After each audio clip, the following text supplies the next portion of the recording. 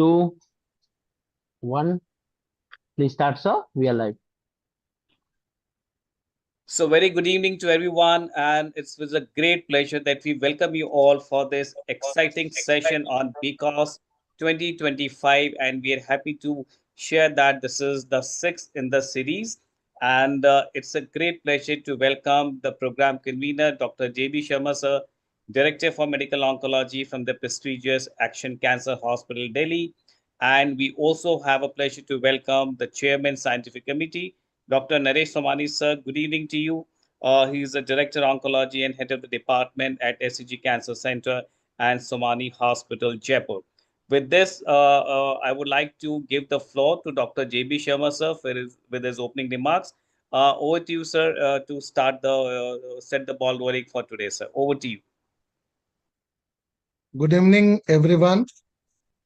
It's my pleasure to welcome you all on 6th BCOS Rapid Repacks and Updates ASCO 2025 conference. This annual gathering has become a cornerstone event for our oncology community, a space where the most significant practice-changing insights from the American Society of Clinical Oncology are distilled, discussed, and translated into meaningful action for patient care. ASCO 2025 has once again delivered a wave of groundbreaking data from innovative immunotherapy combinations to new standards in precision medicine, survivorship care, and health equity. Today, we are here not just to recap, but to connect the dots, to understand what these updates mean for clinicians on the front lines, for researchers pushing boundaries, and most importantly, for the patients whose lives depend on our ability to stay informed and inspired. We are honored to be joined by leading experts who have been at the heart of these developments. Their insights today will guide us in navigating the ever-evolving landscape of breast cancer care and beyond. On day one, we will be discussing on lung and breast cancer, and on day two, we will discuss on GI and GU cancers. Thank you for being here, for your dedication to continuous learning, and for your commitment to advancing the standard of care. Together, let's make the most of this opportunity to engage, question, and grow. Let's get started. Welcome to BCOS 2025. So thank you so much, sir. Thank you, Dr. JB Boss, for such an encouraging words. Now I give the floor to Dr. Abhishek Charan. Dr. Abhishek, sir, good evening to you. Thank you so much for joining. And we request you to introduce the chairpersons for the session, please. Thank you. First of all, good evening to everyone, to all respected teachers. First of all, I would like to thank Sharma sir and Somani sir for this opportunity. And we are looking forward for this BCOS 6th annual meeting. So first day, as Sharma sir has already mentioned, the highlight will be mainly concentrated on lung, and tomorrow it will be breast. So first of all, I would like to introduce the distinguished our chairperson, first, Dr. Pawan sir and Dr. Lalit Mohan Sharma sir. Both of are very senior and respected faculties and consultant in Jaipur. And sir, can we proceed with the first speaker, Dr. Rajit sir, if he has joined us? Yes. Hi. Good evening. I have joined. If Yes, someone sir. can allow me to share my slides. Yeah. So over to you, sir, Rajit sir. Thank you. 1 minute. Thank you, Abhishek. So welcome to all. Thank you to Dr. J.B. Sharma and Dr. Somani to giving me the opportunity for the chair the session. And this is a lung session, and we'll discuss a lot of more new coming ASCO meeting topic, which is day-to-day our clinical practice. And to start with this, our first session, first topic is the Tecentriq plus chemotherapy in first-line extensive stage small cell lung carcinoma. And for this, we have a speaker of Rajit Chanana. Rajit Chanana is a senior consultant, Department of Medical Oncology, Dharamshila Narayana Super Specialty Hospital. And Dr. Rajit, You have to be speak on 15 minutes. So please stick on your time and can start your session. So thank you, Sharma sir. Thank you, Somani sir. Thank you, Pawan sir. So I'll be finishing in 10 minutes.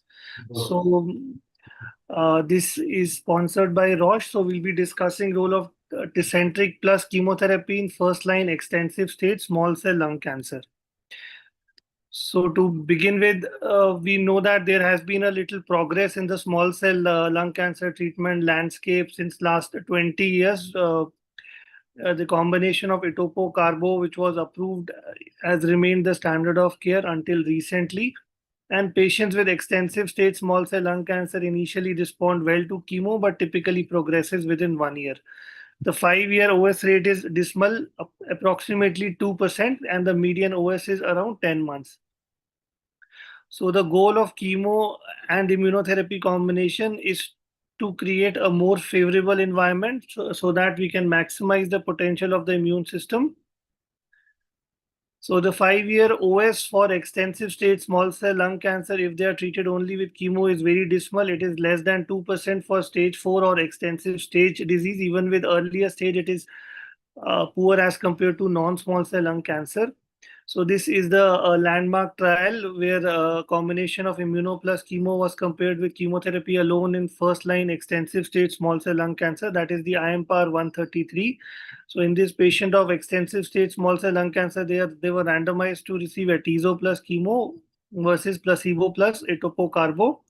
And the maintenance atezo was continued. The co-primary endpoint was overall survivor and investigator-assessed PFS. And secondary endpoint was response rate and duration of response. So the OS was significantly improved with this combination of atezo plus chemotherapy. So the median OS was 12.3 months versus 10.3 months. It was statistically significant. There was a reduction in the risk of death of 30% that was clinically meaningful. And if you see in the graph that IMPR 133 met its co-primary endpoint, and which was as compared to the standard of care, that is chemo combination. And the curves you can see, they start separating from the medians but diverge further afterwards. And the 12-month median OS is 51.7% as compared to 38.2%. And there was also better PFS with atezo plus chemo combination, that is 5.2 months versus 4.3 months. And the PFS KM curves, they remain separated at 12 months and beyond, with 12 months PFS being 12.6% versus 5.4%. And this combination continued to show improved OS versus placebo plus chemotherapy at the updated data analysis. So after a median follow-up of 22.9 months, there was a longer median OS as compared to chemo, 12.3 versus 10.3. And the 12-month percentage was 22% as compared to 16.8%. Coming to the safety data, we know this drug is a very safe IO drug. So the majority of the treatment-related grade 3 for adverse event that was attributed to chemotherapy, that was similar in both the arms, around 67%. And the treatment-related serious adverse event was 38.9%, and that was also similar. So IMPAR 133 summary is that it is the first positive trial of combination of immuno plus chemotherapy in first-line extensive stage non-small small cell lung cancer, which is a difficult to treat disease. And this combination is the first major treatment advance for first-line extensive stage small cell lung cancer in 20 years to show a clinically meaningful improvement in OS. And it is also recommended in NCCN and ESMO guidelines as first-line treatment option, and there is superior survival benefit. Median OS 12.3 months as compared to 10.3 months, which was statistically significant. At 1 year, OS rate was 52% versus 38%. So this is the IMBRELLA A extension study of the survivors of IMPAR 133 patients. So this is a 5-year data. So this is the first IO combination with 5-year survival data in extensive stage small cell lung cancer. So IMBRELLA A, as discussed, it is an extension study of IMPAR 133. So the patients in the IMPAR 133 control arm, they were not taken, and it is mainly a rollover from IMPAR 133 to IMBRELLA A for patients treated with atezo in IMPAVR 133. So these patients were taken in this study if they continue to receive atezo at study closure and they were in survival during follow-up. So the median age of IMPAR 133 and IM umbrella A is around 64, and the other characteristics were also matched. In fact, liver mets was more in the IMPAR 133. It was 38.3% as compared to 11% in IMbrella A. So this long-term OS data of a combination of IMPAR 133 and IMbrella A patients showed a 5-year rate of 12% in this IMPAR 133 and IMbrella A, as compared, whereas in the IMPAR 133 only it was not estimable. So we are talking about a OS of 12 years, or 12%, 5-year OS data, which was less than 2% before the IO combination. So these are the 18 patients that were enrolled from IMPAR 133, and this is the slide showing the results of all these patients. So these are the patients who were continued from the IMPAR 133. 2 patients showed a complete response, 18 showed a partial response. The safety outcome is similar to the IMPAR 133, only serious adverse event and adverse event of special interest, they were collected in IMbrella A, and they were diarrhea, pneumonia, and procedural pneumothorax. So conclusions from IMPAR 133 and IMbrella A, it provides the first report of 5-year survival data of difficult to treat extensive stage small cell lung cancer in the first line setting. The 5-year survival in the atezo plus chemo arm was 12%, and the OS data compare favorably with the historical 5-year OS rates of less than 2% for patients who are treated with only chemotherapy. The long-term safety profile is also manageable. It is encouraging considering the low incidence of serious adverse event and adverse event of special interest. Late onset immune-mediated toxicities, they were also rare and they were manageable. These outcomes demonstrate the potential for durable survival benefit up to 5 years with combination of atezo plus platinum plus etoposide. So thank you for giving me this chance, and thank you for the patient listening. Thank you, Dr. Raji Chanana.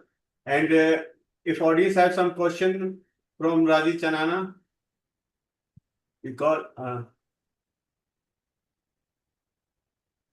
so there is no question. Rajiv is a wonderful talk. It's a day-to-day time practice, our clinical practice, extensive disease of small cell lung carcinoma, and which is you have taken all things very well. So now we move on to adenocarcinoma, and that is a treatment dilemma. If EGFR mutated patient came to us in our clinical practice, and whether we start the chemotherapy or some TKI. So there is always a dilemma in our mind. So Dr. Ashmita Jain, a consultant medical oncologist from Action Cancer Hospital, New Delhi, and she will be our next speaker. And Dr. Ashmita Jain, please unmute yourself. Yeah. Hi. Good evening.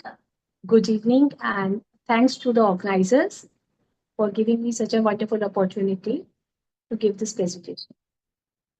So I will be starting my session.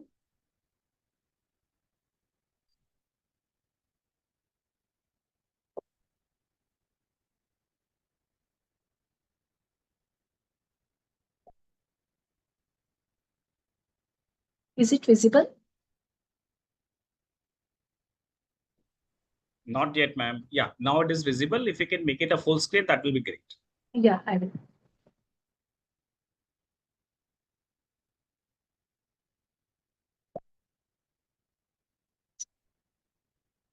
I'm sorry, there is some technical glitch. No, we can see your slide, ma'am. You can start. Yes, slides. Sir, I'm not able to see it. Yeah. Is it visible now, sir? Yeah, Yes, visible. Okay. So this is a disclaimer. This session is sponsored by and my topic is the treatment dilemma. Whether a monotherapy. Ma'am, your voice is not audible.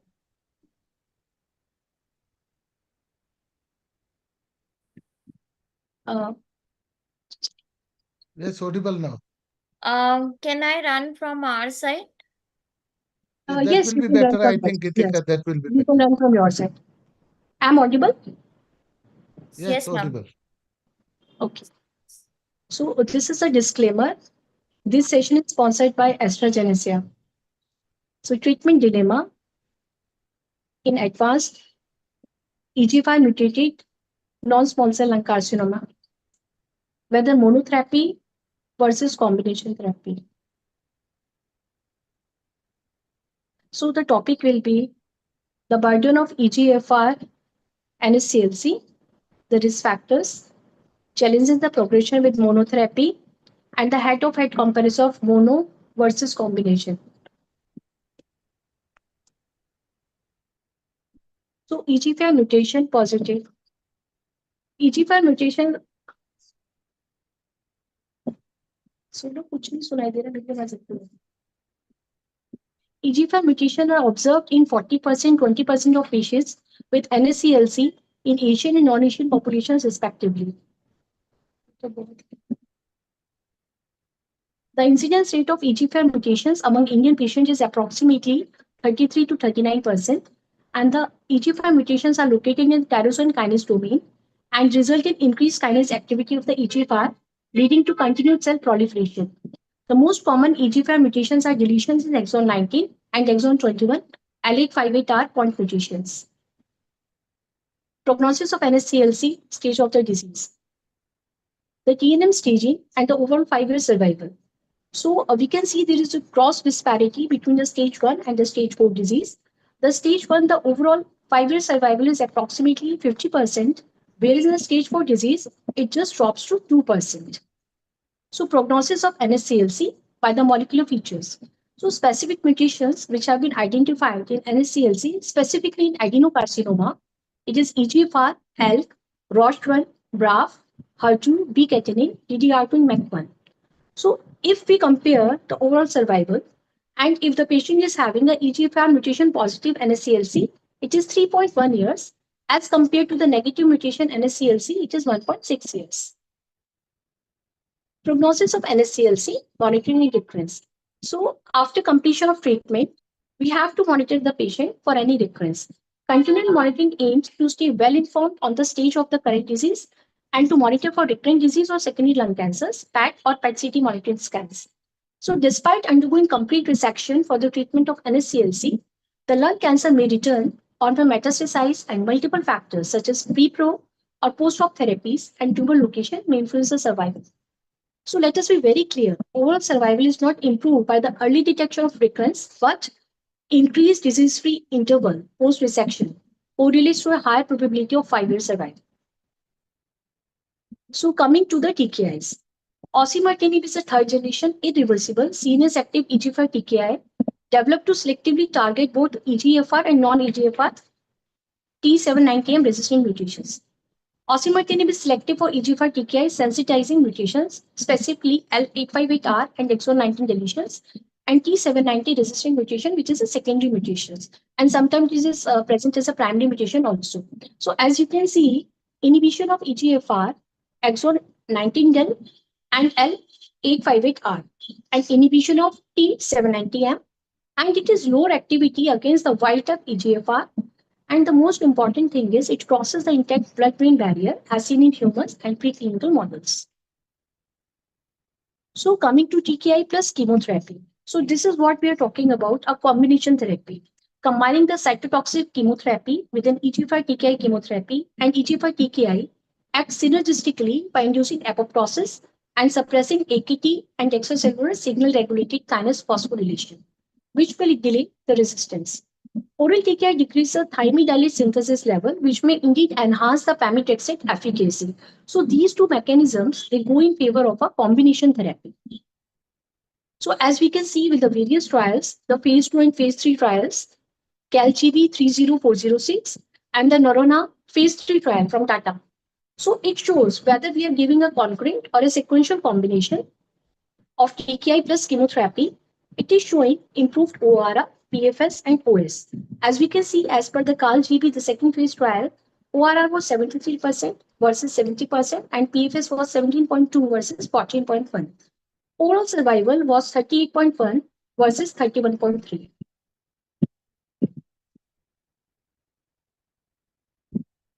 Other combination, first-line treatment approach for EGFR positive NSCLC.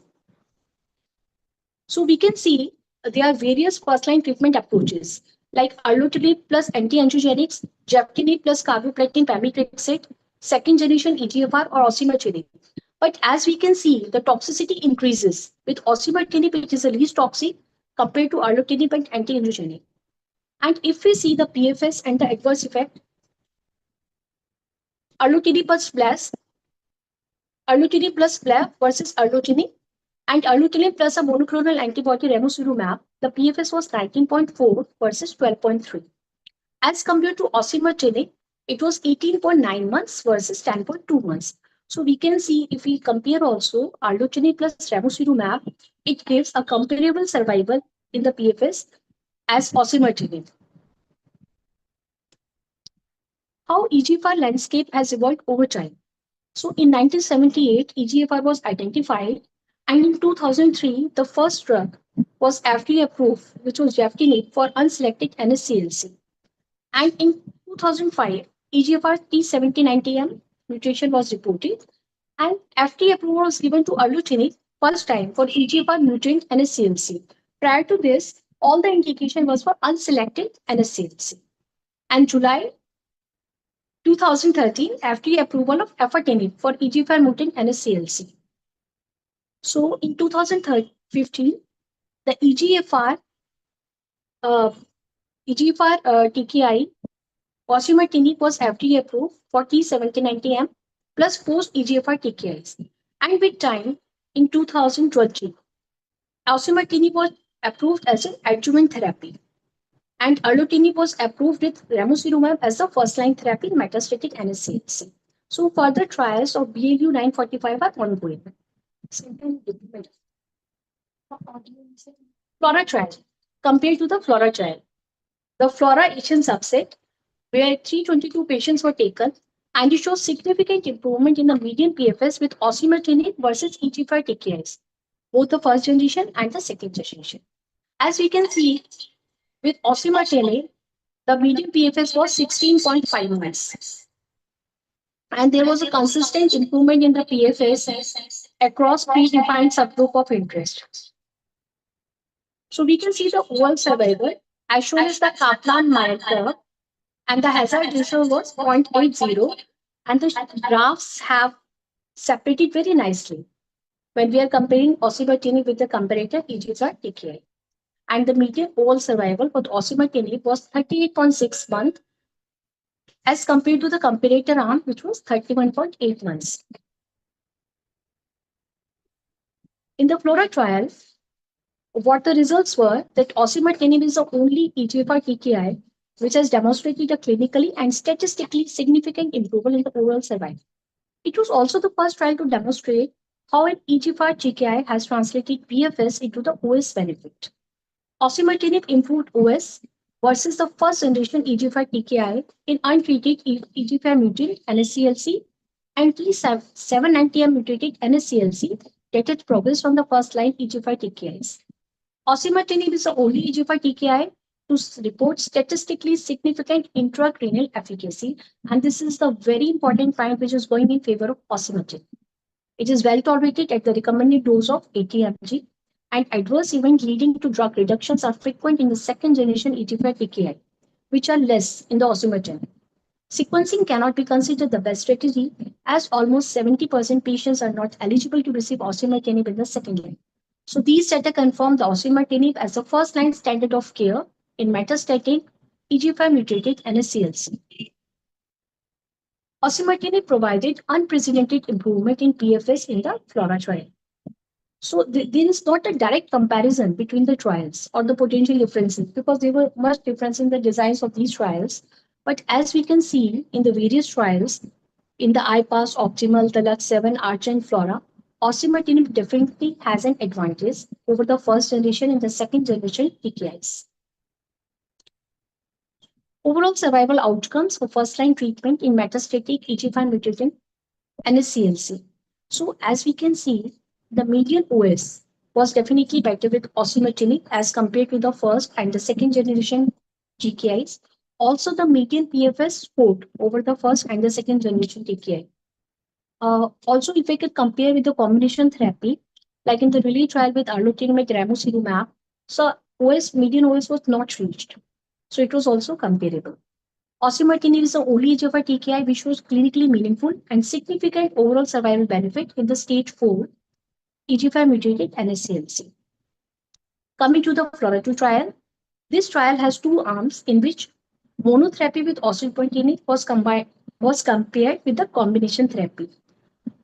So the key inclusion criteria were age above 18 years, pathologically confirmed non-squamous NSCLC, deletion 19 positive or L858R, and which was whether locally tested or centrally tested lab, the PS of 0 to 1, no prior systemic therapy for advanced NSCLC, and stable CNS metastases were allowed.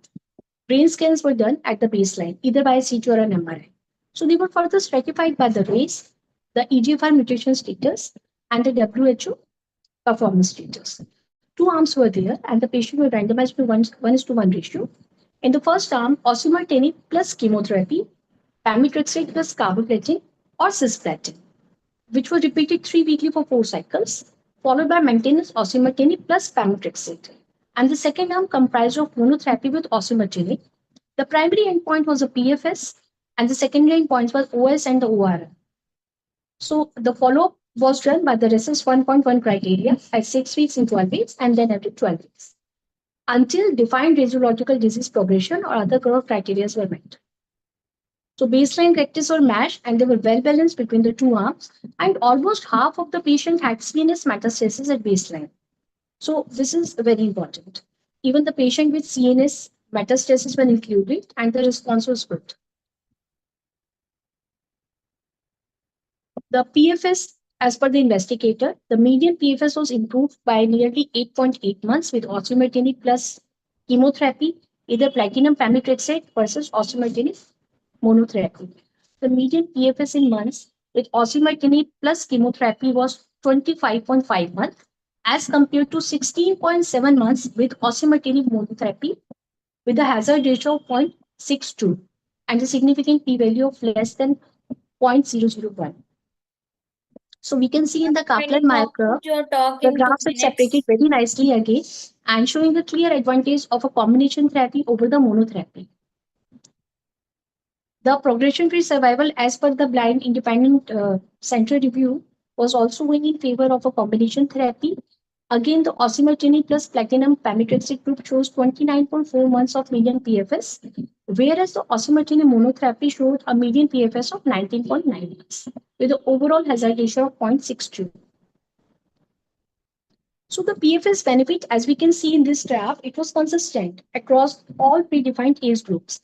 Whether we stratify the patient on the basis of sex, race, EGFR mutation test method, or the age at the presentation, or the smoking history, or the EGFR mutation type, whether it is a deletion 19 or L858R, or the performance status, or the CNS status baseline, whether MATs are present or not at the baseline.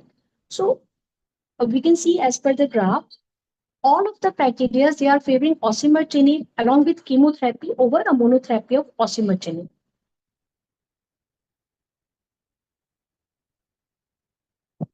In the patients without CNS metastasis and with CNS metastasis of baseline. So even with CNS metastasis, osimertinib plus chemotherapy fared well as compared to osimertinib monotherapy. And without CNS metastasis, it was doing even better. Osimertinib plus platinum pemetrexed was showing a 27.6 months of PFS as combined with the monotherapy with osimertinib. So we can see even if the patient is having CNS metastasis or without CNS metastasis, they are doing well with the combination therapy. And especially the patients with CNS metastasis are doing less better than without the CNS metastasis. Now comparing according to the mutation status, if the patient is having an exon 19 deletion, the PFS with combination therapy was 27 for 9 months And as compared to the monotherapy, the PFS were 19.4 months. And if the patient is having an L858R mutation, the combination therapy was giving a median PFS 24.7 months, slightly less than with the exon 19 deletion as compared to the osimertinib monotherapy. So both mutations are doing well again with the combination therapy. So they are coming to the acquired resistance mechanism. When we start the patient on TKIs, I'm sorry, certain acquired drug resistant mechanisms are there, especially the secondary mutations in the EGFR domain, like T790M, or there are RTK amplifications in form of MAT amplifications, TRBB2 amplifications. There can be MAP PK and PI3K mutations like BRAF, V600E, KRAS mutation, PIK3C mutations, and HER2 mutations. There can be cell cycle gene amplifications like even amplifications or CDK4/6 amplifications, and various fusions can be there in form of the resistance mechanisms like the RAT, BRAF, ALK, and others. There could be a loss of retinoblastoma 1 gene also. So we can see in the FLORA trial with monotherapy, the maximum mutations were in the RTK amplifications, especially the MET amplifications. With FLORA 2 also, there was a sizable mutations in the MET amplifications. And also in maximum cases, there was no known resistant alteration detected.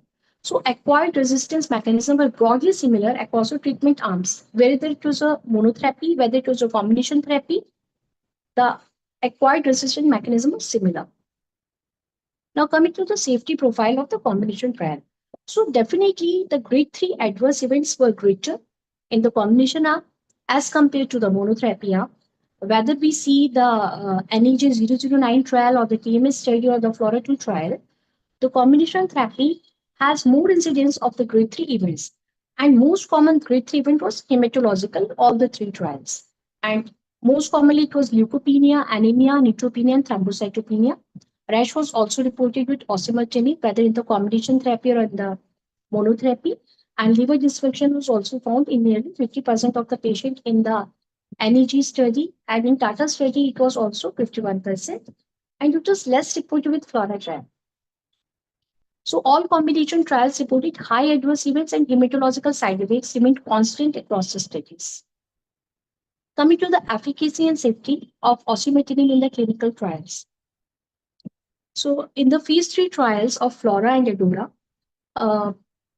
the adverse effects of osimertinib was mainly rash, diarrhea, dry skin, and paranoia. Sorry for intervening, ma'am. Need to conclude, please. Please, ma'am, conclude your talk. 2 minutes. Hello. Please, Hello. please conclude your talk in 2 minutes. Okay, sir. Okay, sir. So new treatment options for EGFR mutated NSCLC. In first line, which is osimertinib or osimertinib plus chemotherapy in form of carboplatin. And first line option is also amivantamab with a bispecific antibody along with lezitinib. Second line is ADCs along with amivantamab, lezitinib, or simple chemotherapy with carboplatin pemetrexed, or in combination of chemotherapy with amivantamab or chemotherapy amivantamab plus lezitinib. Third line, again skeptical, it is amivantamab, lezitinib, ADCs, carbopem, or the third line chemo. So they are the new treatment options whenever a de novo case of metastatic mutated EGFR comes to our clinic. So first line combination is osimertinib. So what is the future? So we have just said after completing the treatment, we have to monitor the patient. So in future, will a CT DNA monitoring guide to choose better treatment options? So if we are, so there was a trial, a risk adapted trial design. For example, the EGFR Shaders trial. So in this, osimertinib was given for 3 weeks, followed by a CT DNA assessment. If the CT DNA is positive, then we have the option to continue with monotherapy with osimertinib, or we can add additional therapy in form of chemotherapy or amivantamab along with osimertinib. And if the CT DNA is negative, we can continue with osimertinib. So this study will answer first, will high-risk patients with high tumor burden benefit more with the combination therapy, or it is easier to choose patients who will have maximum benefit with combination. So we can upgrade or downscale the treatment depending on the CT DNA result. Again, this is a prospective study. So the current outcomes with FLORA, with the monotherapy of osimertinib, the median PFS reported was 18.9 months, and with the second line, it was a median PFS of of 4.2 to 5.5 months with carboplatin pemetrexed combination. And with amivantamab lazertinib, it was a median PFS of nearly 5.1 months, very much comparable with the chemotherapy. Here also, osimertinib has an edge over the chemotherapy as a monotherapy. In the FLORA-2 trial, we have used a combination of osimertinib along with chemotherapy. The median PFS was 25.5 months. And in the FLORA-2 trial, in the second line, the amivantamab lazertinib has a median PFS of 5.1 months. In the Mariposa trial, the results are out, and amivantamab plus lazertinib showed a median PFS of 23.7 months. And the Mariposa 2, osimertinib showed a PFS of 18.9 months, and carboplatin plus amivantamab lazertinib had a mean PFS of 8.3 months. And osimertinib, as compared to carboplatin, pemetrexed, the amivantamab had a median PFS of 6.3 months. Yes, sir. Ashmita, please conclude your talk. Okay, sir. I'll cover with me. I'm just finishing, sir. So coming to the pros and cons of the combination therapy, the pros are, it is a comprehensive approach. It is combined the EGFR TKI with other agents such as chemotherapy, and it has a synergistic mechanism by targeting multiple pathways. It has shown improved outcome. Some studies have shown that combination therapy can show the OS and the PFS compared to the monotherapy. It has synergistic effects. Certain combination might have synergistic effect that enhance the efficacy of treatment.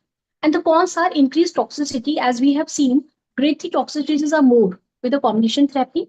The complexities of managing the combination therapy is more. It needs more careful monitoring and dose adjustments to balance the efficacy and the cytotoxicity. And of course, the cost. The combination therapy can be significantly more expensive, potentially limiting accessibility for some patients. So this is again a comparison of FLORA versus FLORA-2. And in short, I can see this will cover in the next topic. Please conclude your talk. Come to the conclusion slide. So, sir, my conclusion is the monotherapy scores less as compared to the combination therapy, and although the side effects are more in combination therapy, but definitely the PFS and OS advantage is more with the combination therapy as compared to the monotherapy, sir. Thank you, Dr. Ashmita Jain. Thank you cover everything, so I don't think any question from the audience, and you have taken little time over than we allocate to you, and so we move on. Thank you, Dr. Ashmita again, and now we move to third topic. That is a new era of integrating immunotherapy into the limited stage small cell lung carcinoma management.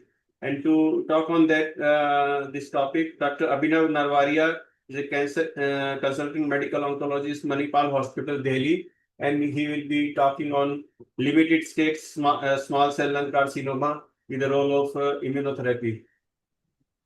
Abhinav, please share your slide. So just a second, I'm just sharing.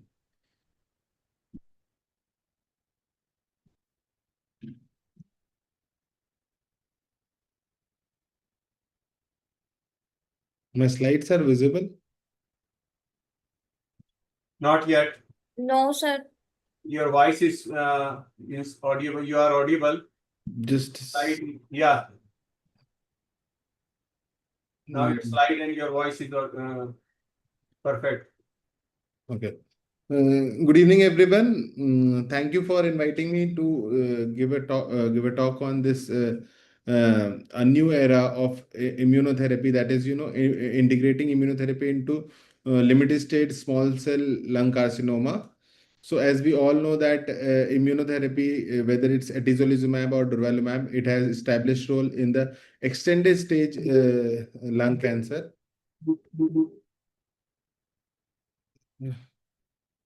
Okay. So lung cancer is the leading cause of cancer-related death worldwide, and it represents 15% of all the lung cancer cases. So as we all know that 15% of them are small cell lung cancer, whereas 85% are non-small cell. So these are the median age of small cell is 60 years at diagnosis. Mostly patients present in around 60 years. SCLC almost exclusively occur in smokers. Around 90 to 97% patients of small cell lung cancer have been smokers or are smokers. Brain metastasis can occur in around 50% of patients. So this is the epidemiology. And if we see small cell lung cancer in 361 patients over 12 years in the North Indians data, so 27.3 were limited stage, while 73.3 were extensive stage. So management of limited stage, as we all know that it is chemotherapy, CTRT, and very less patients are eligible for surgery. So according to this data, the median age is 57.3 years, 77.6% were smokers, 65% had a PS of 0 or 1, and 33.6 were delayed referral. So treatment history is available only for 179 patients. So as we all know, since a long time, small cell lung cancer, we all know that the standard of care has been CTRT, and there is an unmet need that we need more agents to improve the outcomes in limited stage. So again, there is a high unmet need to improve survival outcomes. Median OS is 25.1 to 32.1 months. Although some patients with limited stage lung cancer have a long-term survival, but 20% of the patients, it consists of only 20% of the patient after CTRT, the overall cure rate remains low. Despite having an initial sensitivity to CTRT, the majority of patients will relapse within months of initial therapy. 30% of patients with limited stage small cell carcinoma are alive at 5 years. So 5 years OS is around 16 to 34%, which is, for a non-metastatic lung cancer is quite low. So there is a high unmet need to improve the survival outcomes. You can see in the graph, the thoracic recurrence at 1 year is around 30%, at 2 years it is 50%, and at around 3 to 4 years it is 60%. So patient who relapse in thorax only. And if you see CNS recurrence, at 1 year it is around 13%, at 2 years it is 19%. And again, so patients will either relapse in locally or maybe in CNS. So SCLC classification, generally we do not follow the TNM classification. The Balazgic system is most commonly used to stage small cell lung cancer, and it classifies into two stages. That is, either it is a limited stage or extensive disease. Limited disease is regional lymph node, metastasis to regional lymph node. That is, the disease should be confined to one hemithorax. So regional lymph node metastasis or pleural effusion, independent of the malignant cytology, they are often confined to one hemithorax, are called limited stage. So it corresponds to stage 1 to 3B, and 1/3 of cases at presentation are at limited stage. Extensive disease is any disease at sites beyond the definition of the limited stage will be extensive disease, and it corresponds to 2/3 of the cases at presentation. So again, if we see disease classification dictate the choice of treatment. We all know that limited stage, hardly any patient will, a very minority of patients will go for surgery followed by adjuvant chemotherapy and radiation. Most of the patients will go under CTRT, which is the standard of care.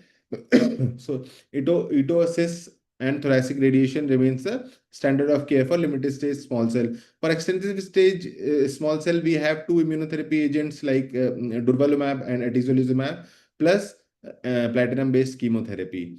And for limited stage, we prefer to do PCI. For extensive stage, the role is not yet proven. Current landscape of treatment and patient approach. So concurrent chemo radiation with cisplatin and etoposide plus thoracic radiation is the preferred treatment option for patient with a good PS.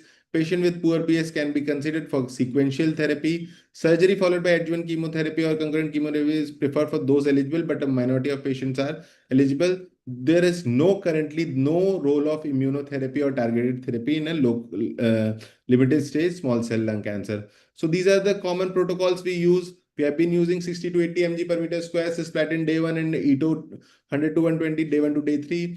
Other is if you split cisplatin also 25 mg per meter square day 1 to day 3, and ETO 100 mg per meter square day 1 to day 3.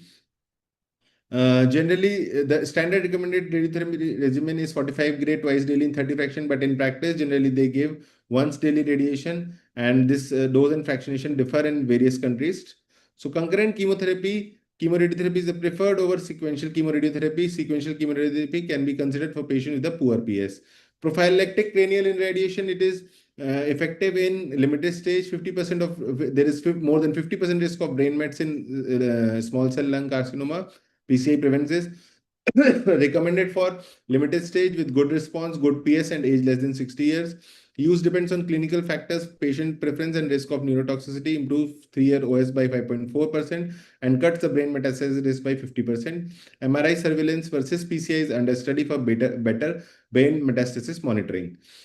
Now coming to immunotherapy in small cell. So we have data for carboplatin, cisplatin, platinum plus etoposide plus durvalumab, that is Caspian, and carboeto plus atezo, that is IM power 133, which was presented. Or if we do not use immuno, it's standard eto plus carbo. PCI and radiotherapy at physician discretion. So what is refractory? So coming to second line and beyond, we don't have much options for limited stage, or we don't have much options for extensive stage small cell. Some of the options are topotecan, lurbinectedin, or a clinical trial. And if nothing is available, best supportive care is there. NCCN guidelines says that less than 6 months is known as refractory or resistant disease, and more than 6 months to relapse is sensitive disease, while as ESMO says more than 3 months is sensitive and less than 3 months is resistant small cell. So coming to durvalumab in limited stage, so this was the Adriatic study design, very similar to Pacific. So stage 1 to 3, limited stage small cell carcinoma, those who had not progressed on CTRT, PCI permitted before randomization. So there are 3 arms: durvalumab, placebo versus the stride, not exactly stride, but durva plus tremi, that is 1500 mg plus tremi 75 mg 4 weekly for 4 doses. So primary endpoint was durvalumab versus placebo. The primary endpoint was between durvalumab and placebo, OS and PFS. Key secondary endpoints were durva plus tremi versus placebo, OS and PFS. So primary comparison was between the placebo and durva. Secondary was between placebo and durva tremi. So if you see the baseline characteristics, all the baseline characteristics were matched. There were 6. If you see, there were more of patients who have, stage 3 disease, prior chemotherapy. More patients were of cisplatin. Radiation more were of once daily. And if you see best response to prior CTRT, most patients had partial response. So the baseline was matching across both the group, with majority of receiving cisplatin and majority receiving daily radiation. 53% of patients receive PCI trial in both the arms. So if here you see the Kaplan-Meier curve, at 2 months it is 68 point. For overall survival, it is 68% versus 58.5%. At 3 years, 36 months, it is 56.5 versus 47.6. So if you see, median overall survival is 55.9 versus 33.4. And the HR value is 0.73. So durvalumab becomes the first and only immunotherapy to show a median overall survival of 55.9 months and a 3-year overall survival rate of 56.5 months, which is quite impressive in a setting of small cell lung carcinoma. The overall survival was consistent across all the subgroups. If you see age, sex, all the subgroups have benefited. But if you see, more patients who were stage 1 or 2 have benefited less, while as if you see stage 3 patients have benefited more with CTRT. Also, patients who had prior PCI, whether yes or no, both have benefited with durvalumab. So progression-free survival, which is dual primary endpoint, if you see at 18 months, it is 48.8 versus 36.1, while at 24 months, it is 46.2 versus 34.2 months. 34.2%. So median progression-free survival is 16.6 months versus 9.2 months, and HR value of 0.76. So again, durvalumab was the first and only immunotherapy to show a median progression-free survival of 16.6 months and a 2-year PFS rate of 46.2. Again, coming to this forest plot, the progression-free survival was consistent across all the subgroups. If you see age, sex, race, and if you again see patients who had stage 3 had a better progression-free survival as compared to stage 1, 2. So benefit of PCI and limited stage SCLC is still not clear. If you see, a meta-analysis. So, prophylactic cranial irradiation in patients with limited stage lung small cell carcinoma in the era of MRI imaging and surveillance. So, always there's a debate that whether you want to give PCI or you want to have a MRI surveillance. So, significant beneficial effect of PCI regarding OS, PFS, and the incidence of BM in patients with brain metastasis in patients with limited stage. So there are several limitations: inclusion of small study, heterogeneous follow-up of brain MRI, and lack of randomized studies included in this meta-analysis. So the role is still not clear. We do not have evidence from RCTs as of now. But here you can see whether the patients have received prior PCI, yes or no. Overall survival was better. So if you see both the groups who have received prior PCI, whether yes or no, they both have benefited with durvalumab. So here you can see patients who have PCI yes, it is 62.1 versus PCI no. In the durvalumab arm, it is 62.1 versus 50.2. So you can see that even patients who do not have received PCI or those who have received PCI, they also benefit irrespective of the prophylactic cranial irradiation. Again, talking about PFS, here also you can see, so PCI, yes, it is, the HR is 0.73 versus in no, it is 0.8. In the 2-year PFS is 54.6 in the PCI, yes, and 37.1 in the PCI, no. So progression-free survival data was better for those who received durvalumab than placebo group, irrespective of PCI being. Again, coming to this most frequent adverse events. So we all know that after radiation, giving immunotherapy, we are always scared about radiation pneumonitis. So here you can see around 22.9 percent of patients had radiation pneumonitis, while I don't know, but 23.4 had in the placebo percent in the placebo also.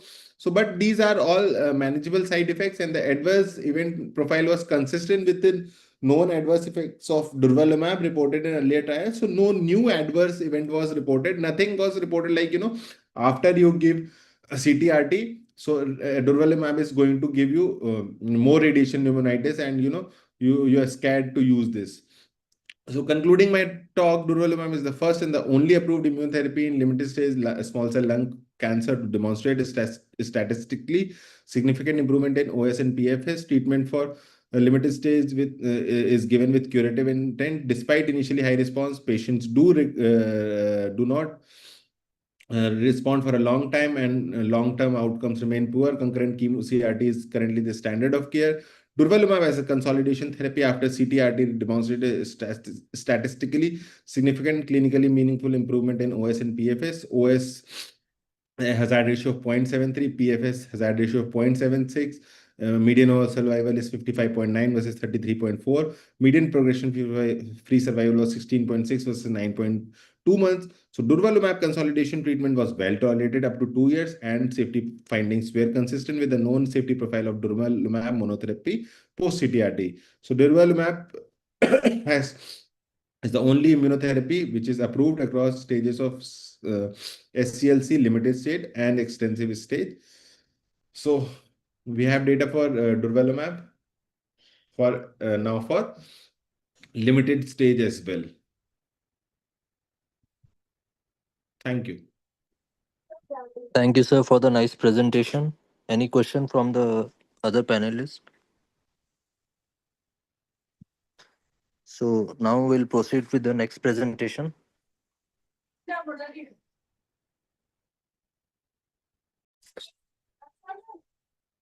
Now we'll proceed with the next presentation. Is Bala sir has joined us? Yes, I'm here. So, yes, sir.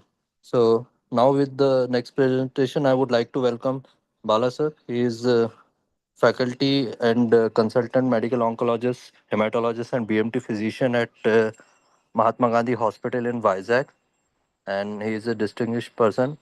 So, sir, over to you for the next presentation.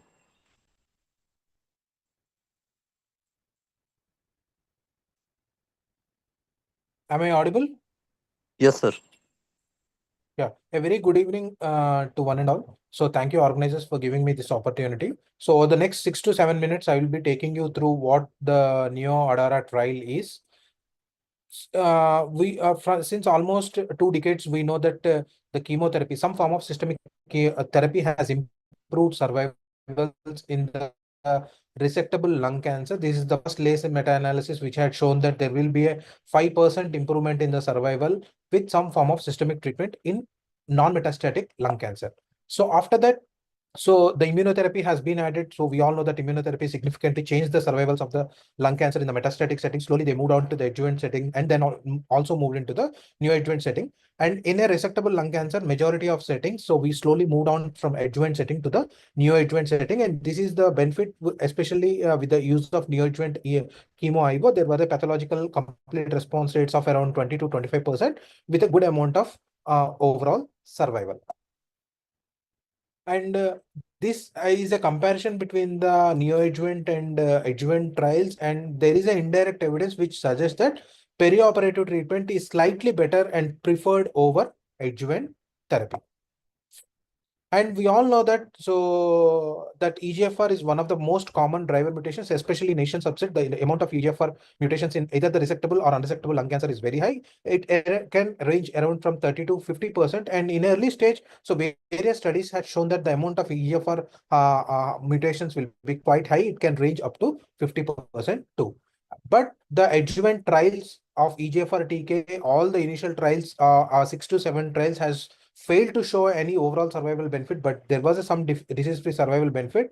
And last trial, that is ADARA trial, which is the significant trial which has changed the way we manage the resectable lung cancer. 3 years of adjuvant osimertinib has significantly improved both the disease-free survival and the overall survival and become a standard of care. But there are significant challenges associated with the use of adjuvant TK in early stage and SLC. Can we spare the chemotherapy or not? What is the impact of the core mutations, and what about the smaller tumors? What about the uncommon? There are quite a lot of different questions need to be answered with the use of adjuvant TKs in early stage and SCLC. Therefore, slowly the adjuvant TK also moved on to the perioperative and neoadjuvant setting. This is the first trial where perioperative TK, especially in N2 disease, has been tried. The erlotinib was compared with the chemotherapy, shown to have some disease-free survival benefit, but there was no overall survival benefit and has not been approved. And we are not using this at all in the management of EGFR positive resectable lung cancer.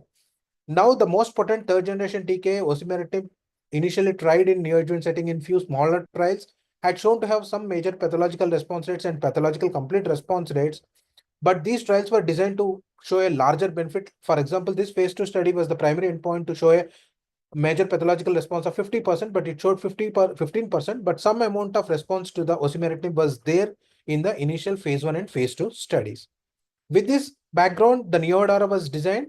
So because we all know that the EGFR mutated lung cancers are not responsive to chemotherapy and immunotherapy well, and the major pathological response rates with neoadjuvant chemotherapy or chemotherapy plus immune checkpoint inhibitor in EGFR mutated NSCLC are quite low, as low as less than 10%.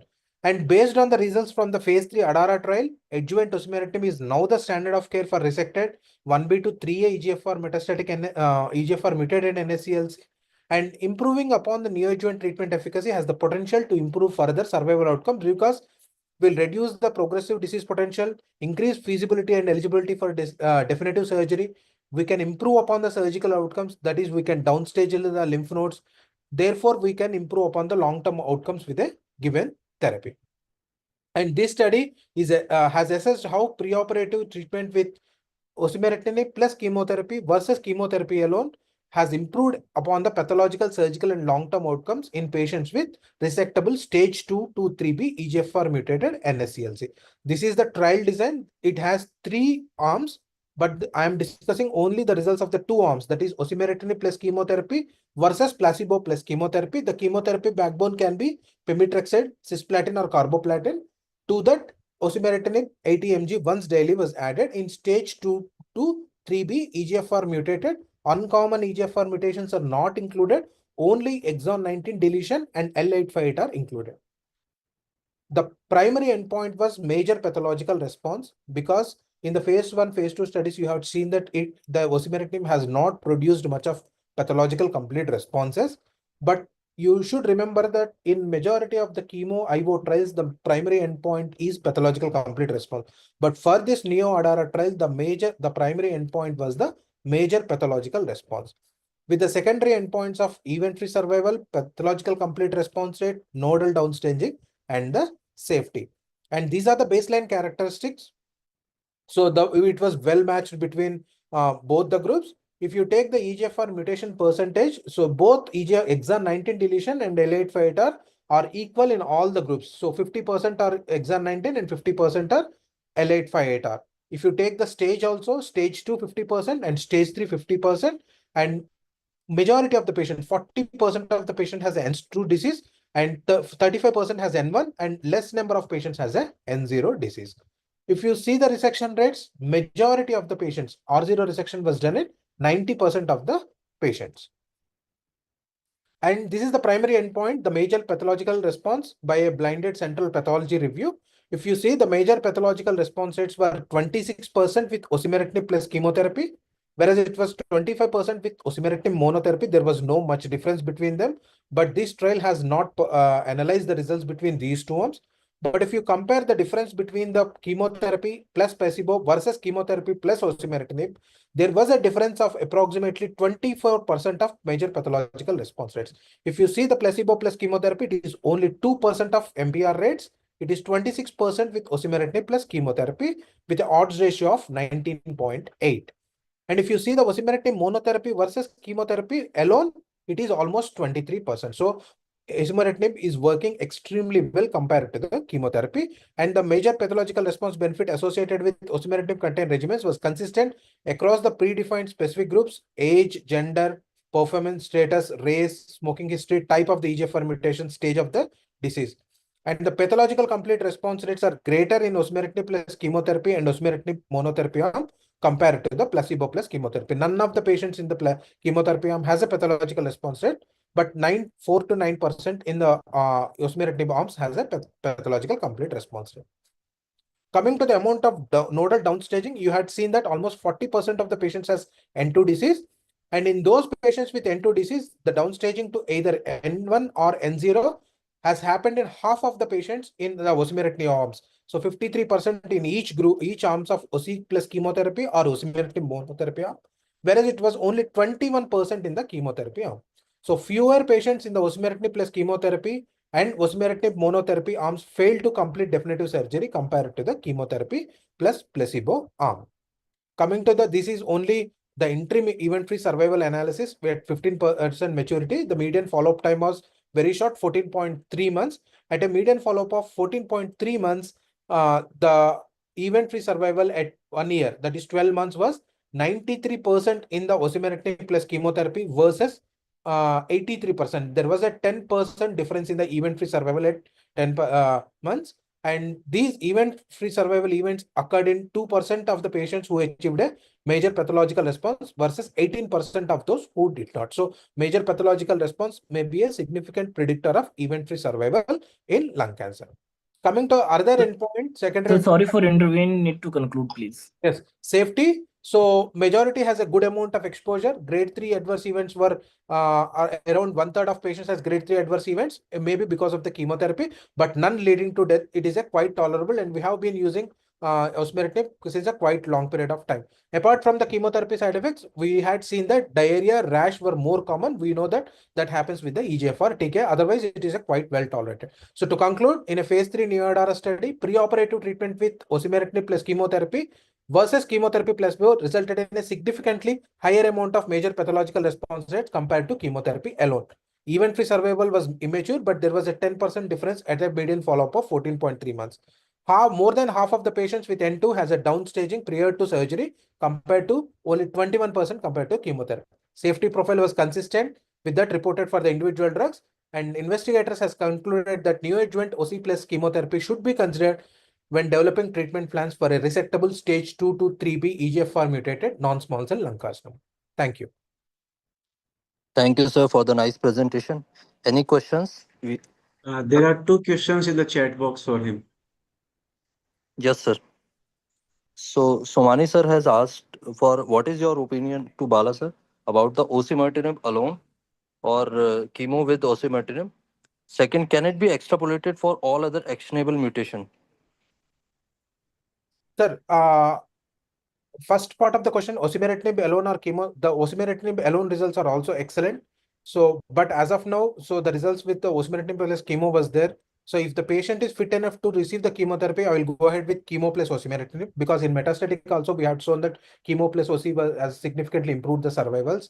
But if the patient is not that fit enough and was fearing of the toxicities, I'm more comfortable in using single agent osimertinib also, because the results with osimertinib are way similar to what was there with the osimertinib plus chemotherapy. It can be extrapolated to all actionable mutations. As of now, I can extrapolate at least to ALK, because we have an adjuvant ALK data also had shown to have survival benefit, when we know that ALK inhibitors are extremely potent in bringing out responses. Even in metastatic, we had seen good amount of complete response rates. So at least as of now, if I need to extrapolate, I will extrapolate it to only ALK subset rather than all other mutations. ADARA or NeoADARA, so there is no comparison. Preferably, this data seems promising. Anyways, if at all for EGFR mutation, I will be using ADARA for 3 years. If that some amount of osimertinib, I'll bring on to the neoadjuvant part also and can practice NeoADARA. Thank you, sir, for nicely putting all the queries. So, do we have any other queries or can we move to the next one? So now moving forward, now we have Dr. Santosh sir.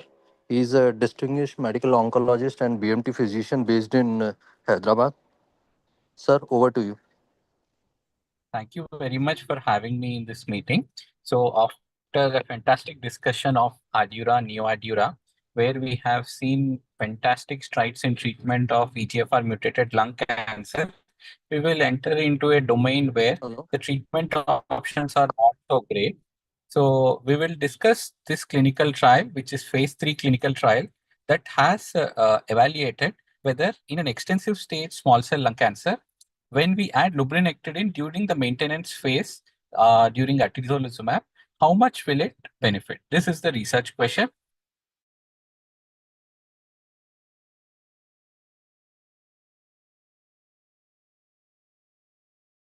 The response rate are initially very high to the tune of 70%. There would be melting like ice, these small cell tumors with even carboplatin and etoposide. So, but the problem is early recurrence of therapy are not hugely available. When we see the available options, we have an option that is platinum etoposide plus atezolizumab, that is IM 133, that was approved in 1920. Along with that, we have platinum etoposide plus durvalumab. There is evolving supportive care with tilarciclib. This is used to support the bone marrow whenever we give these agents, not widely available. And we have beautifully discussed the Adriatic clinical trial, that is use of durvalumab. Here we are, but the number of agents that are available apart from this are limited. But there are two potential molecules that are available. This is the success of durvalumab from the Caspian Sea to the Adriatic, where it has shown improvement in the extensive stage and also started showing improvement in the limited stage following CRT. The study of molecule today is lurbinectedin. This is the externisia turbinata. This is a congener of trabectedin, which we use in soft tissue sarcomas and also with ovarian cancer. What does it do is, lurbinectedin is like an alkylator agent, simply to believe. So this lurbinectedin goes and binds to the DNA minor groove RNA polymerase. It inhibits, it causes DNA breaks, and is a result of which it causes tumor cell death, and also it reduces the tumor associated macrophages. So it also have an immunomodulatory effect, and also it induces the apoptosis. It is naturally derived. It's a congener of trabectedin. It has a FDA approval in second line agent with a response rate of 35%. So the expected side effects, as an alkylator agent, it has bone marrow suppressive effect. Along with that, it has a side effects in the form of neutropenia, nausea, and fatigue. These are the expected side effects that has seen with any alkylator. So this is essentially an alkylator molecule from natural source and a related of trabectedin. The other emerging agent in the field of small cell sarcoma that I really like is tarlatamab. It is a bispecific T cell engager where it engages T cell along with the small cell. The molecule it binds on the small cell is DLLL3. It is very specific for small cell lung cancer. With this available backup options, let's see how this clinical trial has been conducted. So what this clinical trial essentially did is they have selected extensive stage small cell lung cancer without CNS metastasis. For those, they have given induction chemotherapy. So what is the induction chemotherapy? Carbo-etoposide plus atezolizumab for 4 cycles. Those patients who have achieved CR, PR, or stable disease. In those patients, they have randomized between the standard of care, that is atezolizumab after the IM Power 133 trial, and they have added to this background the lurbinectedin. So they have excluded the progressive disease. This is the first point I want everybody to remember. So they have excluded the progressive disease. They have included CR, PR, and stable disease after 4 cycles of chemoimmunotherapy with carbo-etopo and atezolizumab, and they have given maintenance with atezo alone versus atezo plus lurbinectedin. So they have included patients in good performance status 0 and 1 and no CNS metastasis. This is another point to remember. And they have stratified based on ECOG-PS, LDH, presence or absence of liver metastasis prior PCI.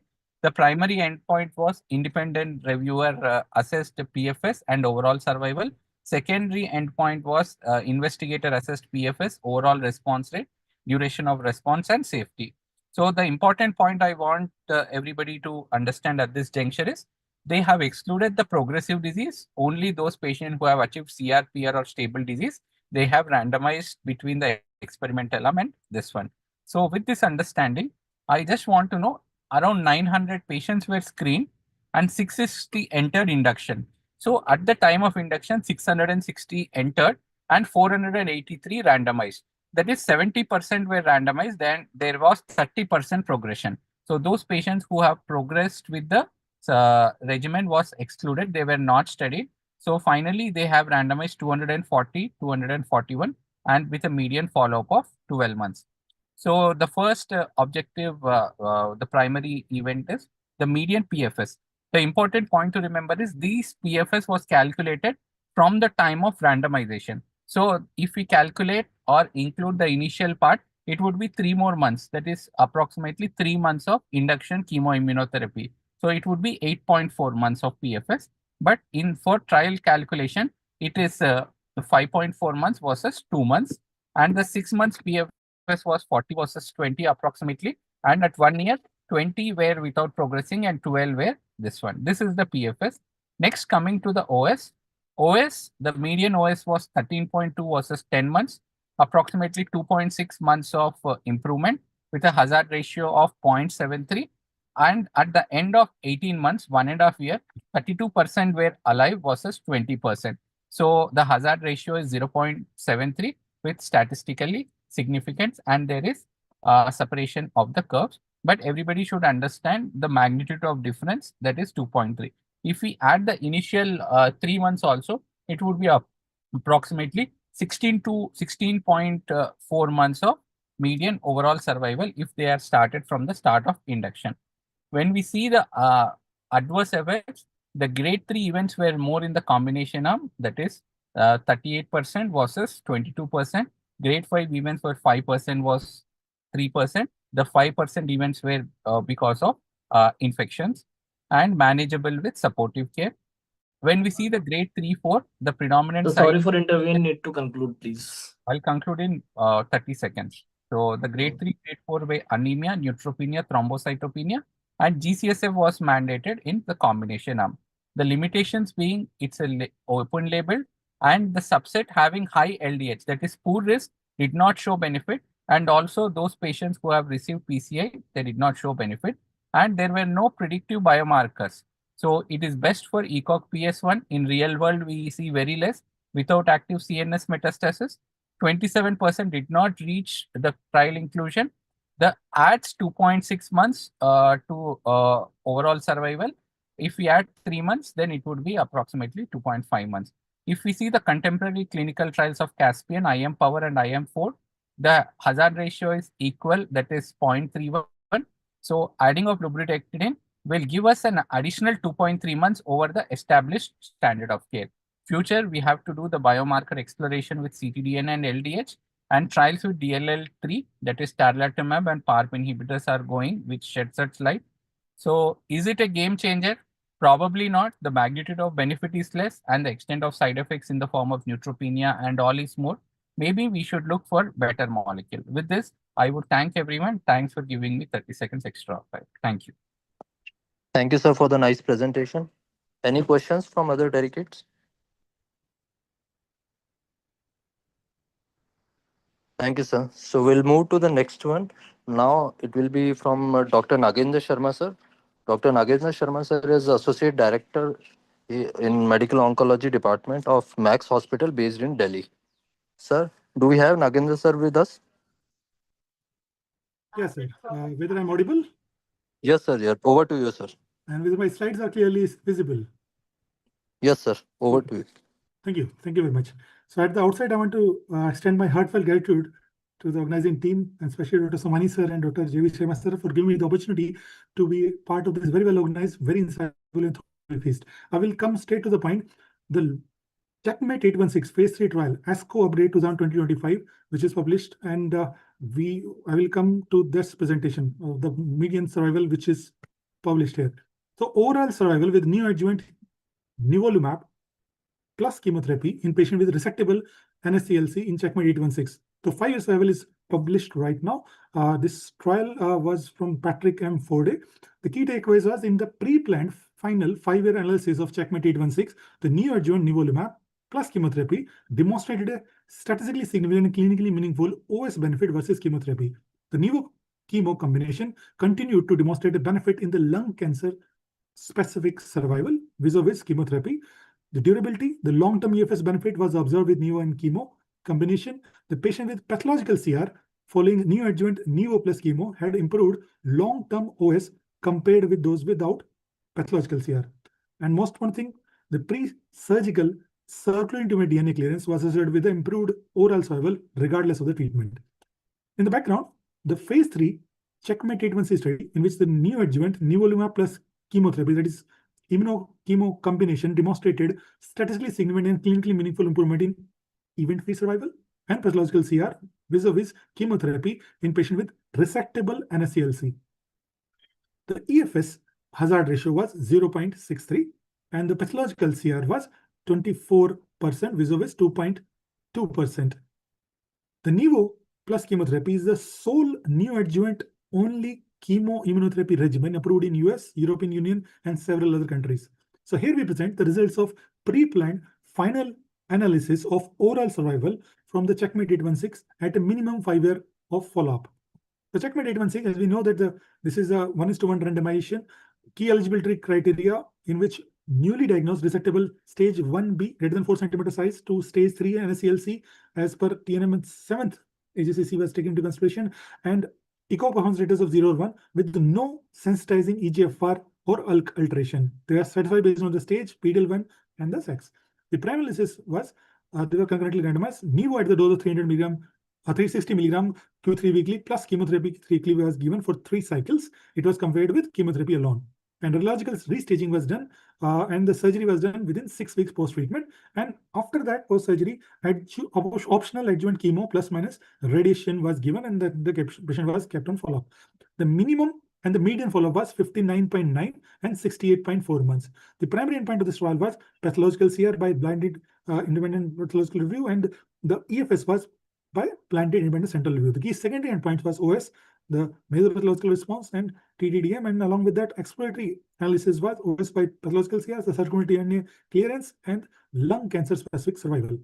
The strategic plan was the PCR and EFS for nivo and chemo. The primary analysis was to be tested with 1% and 4% of type 1 error, and they were checked for their statistical significance. The OS final analysis was pre-specified to occur at 185 events over a 5-year minimum follow-up, whichever occurred first.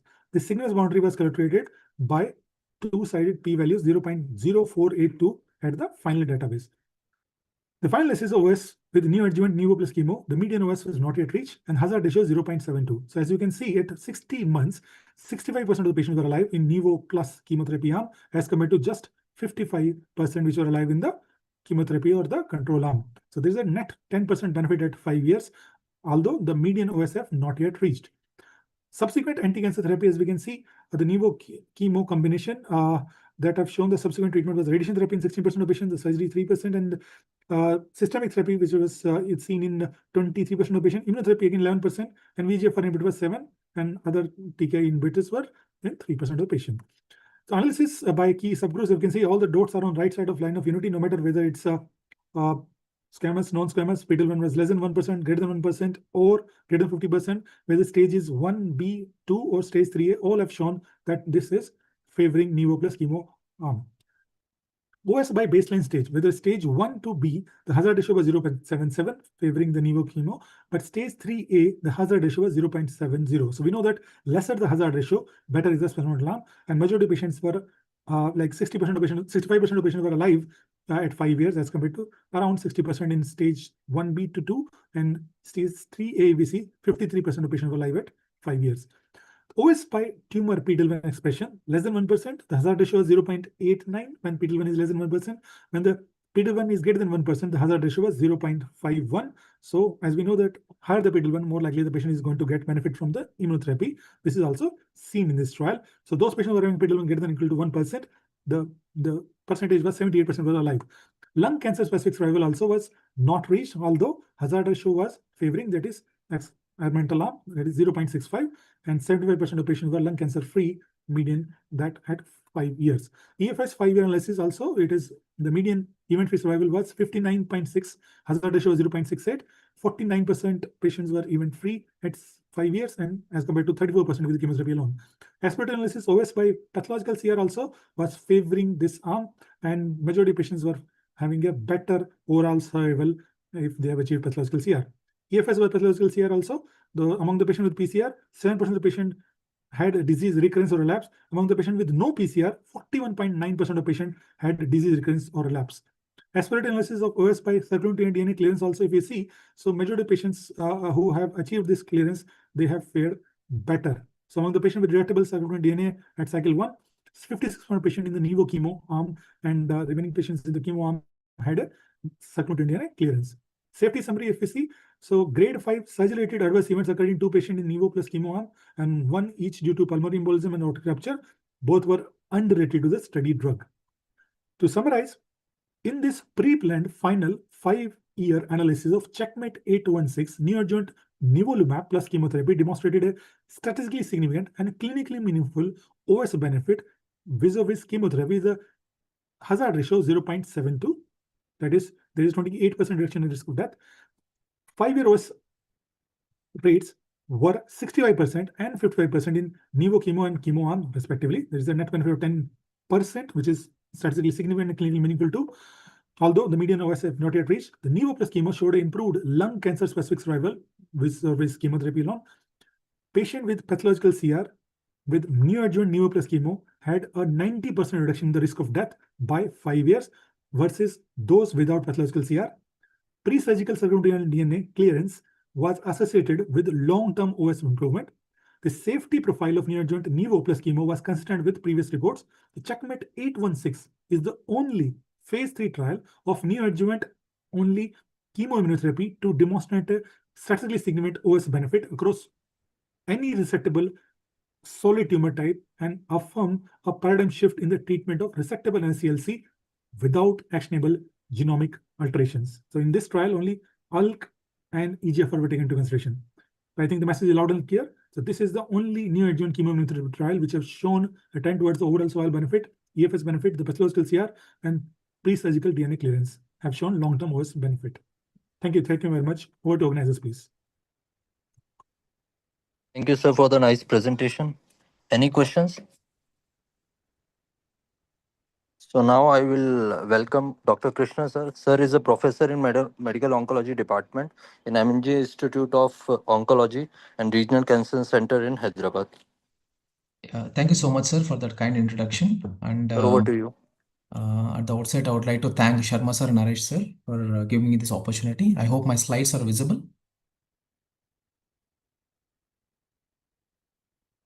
Slides are visible? Not now, sir. Can you please share? Yeah, 1 second.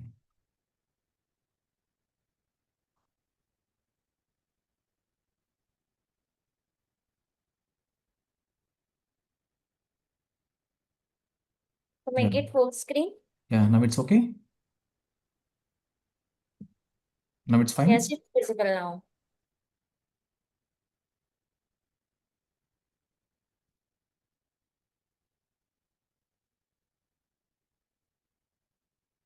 Just a minute.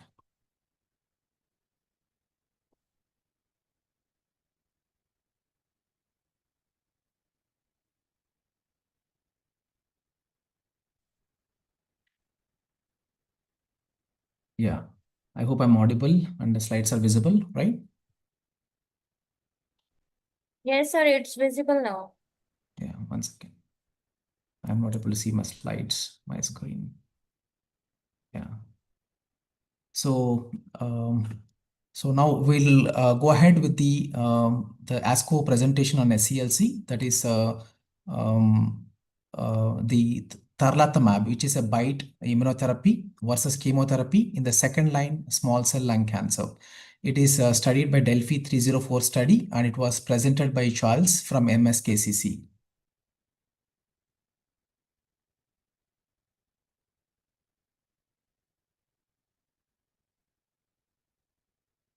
Yeah, just a minute. I'm not able to move the screen.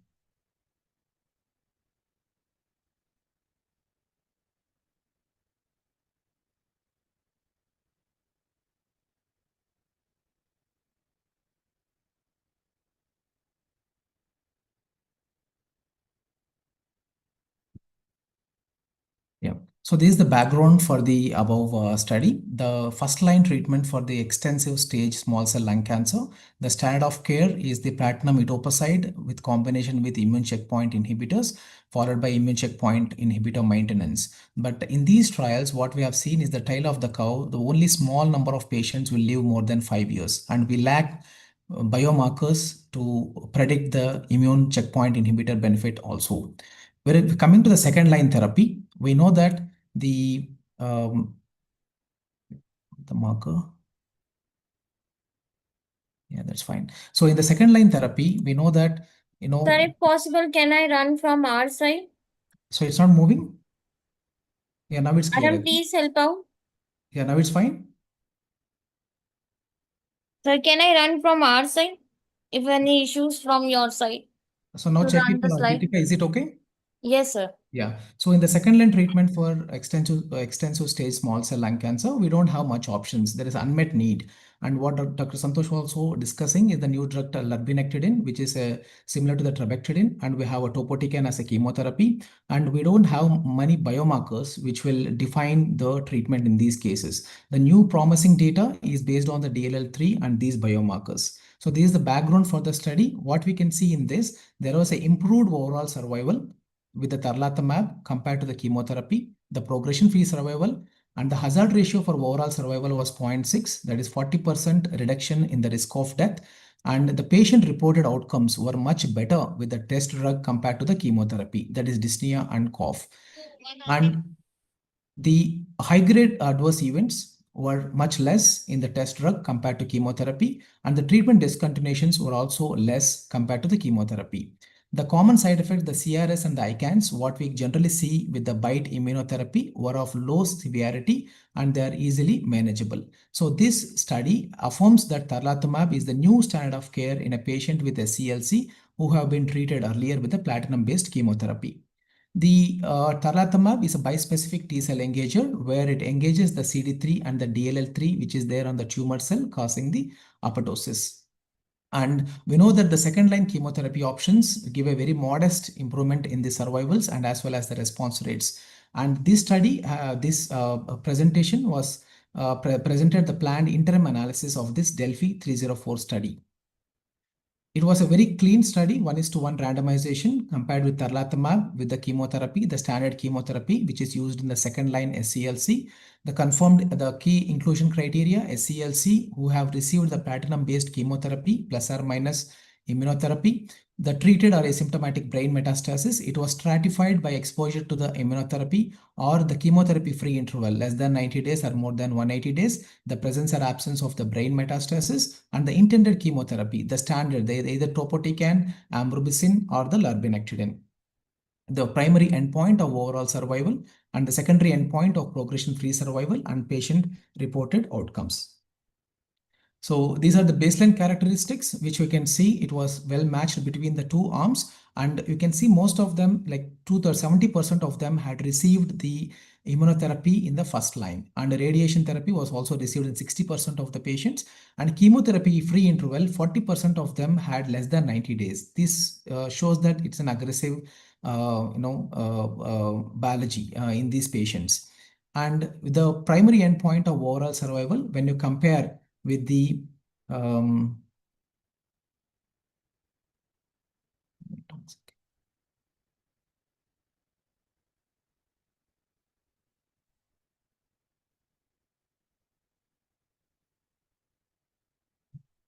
one second, there was some problem.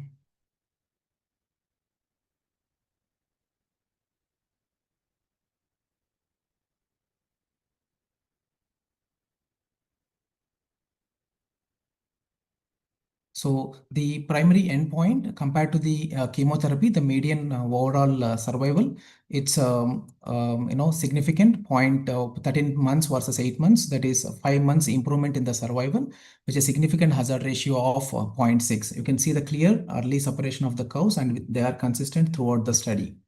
And coming to the subset analysis, most of them benefited, and you can see the specific subgroup, the chemotherapy-free interval of less than 3 months, and the presence of the brain metastasis. They have the hazard ratio of 0.6 and 0.4. That means even the poor prognostic group also benefited with the tarlatamab compared to the chemotherapy.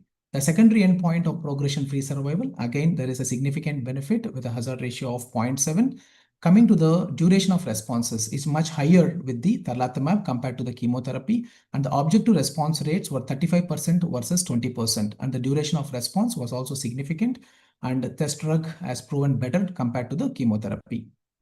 The patient-reported outcomes, the most important are the dyspnea and the cough. You can see the improved with the tarlatamab, whereas it got worsened with the chemotherapy, with a 9-point difference between the two. And the dyspnea, it's also better with tarlatamab compared to the chemotherapy. These two symptoms are statistically significant. Chest pain also was better with the test drug, but it was not statistically significant. Coming to the adverse events, the grade 3 adverse events were seen in 25% of the patients with the test drug versus 60% in the chemotherapy, and the serious adverse events around 25%, and the treatment discontinuation rates, which we can see here, only 3% with the test drug versus 6% in the chemotherapy. That means the treatment discontinuation rates are much less when you use the tarlatamab. And these are the two common side effects what we see with the BiTE immunotherapy, the CRS and the ICANS. Most of them developed the CRS, but most of them had a grade 1 CRS, and ICANS were seen very few of the cases. So the CRS, the discontinuation rates because of the CRS are much less. It's almost like nil, even though if you're monitoring more than 48 hours, we have seen around 50% of them developed the CRS, and most of them were grade 1. They were easily manageable, and there were no discontinuations because of any of these side effects.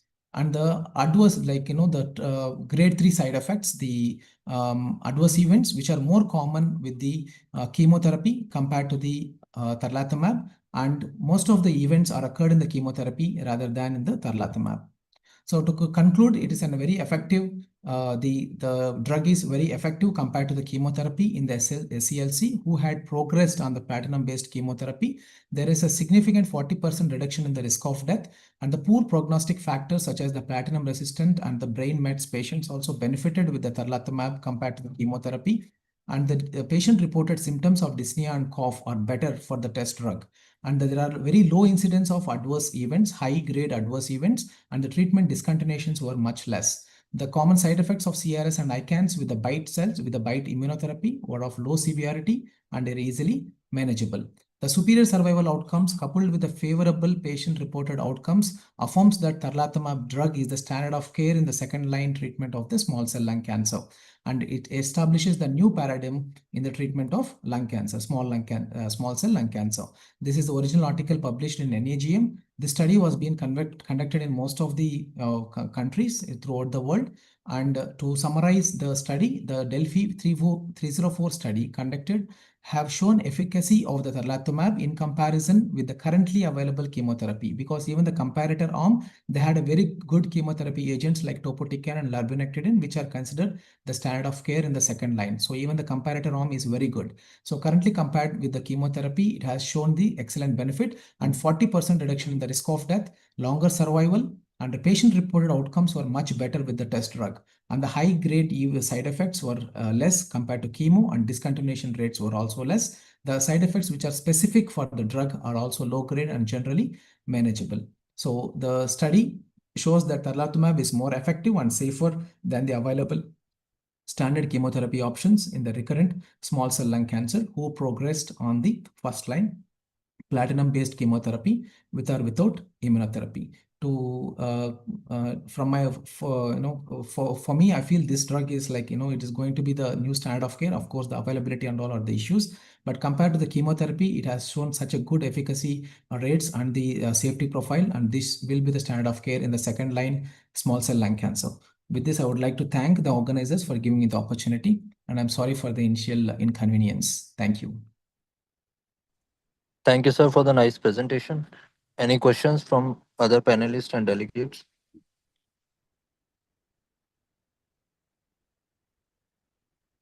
Thank you so much, sir.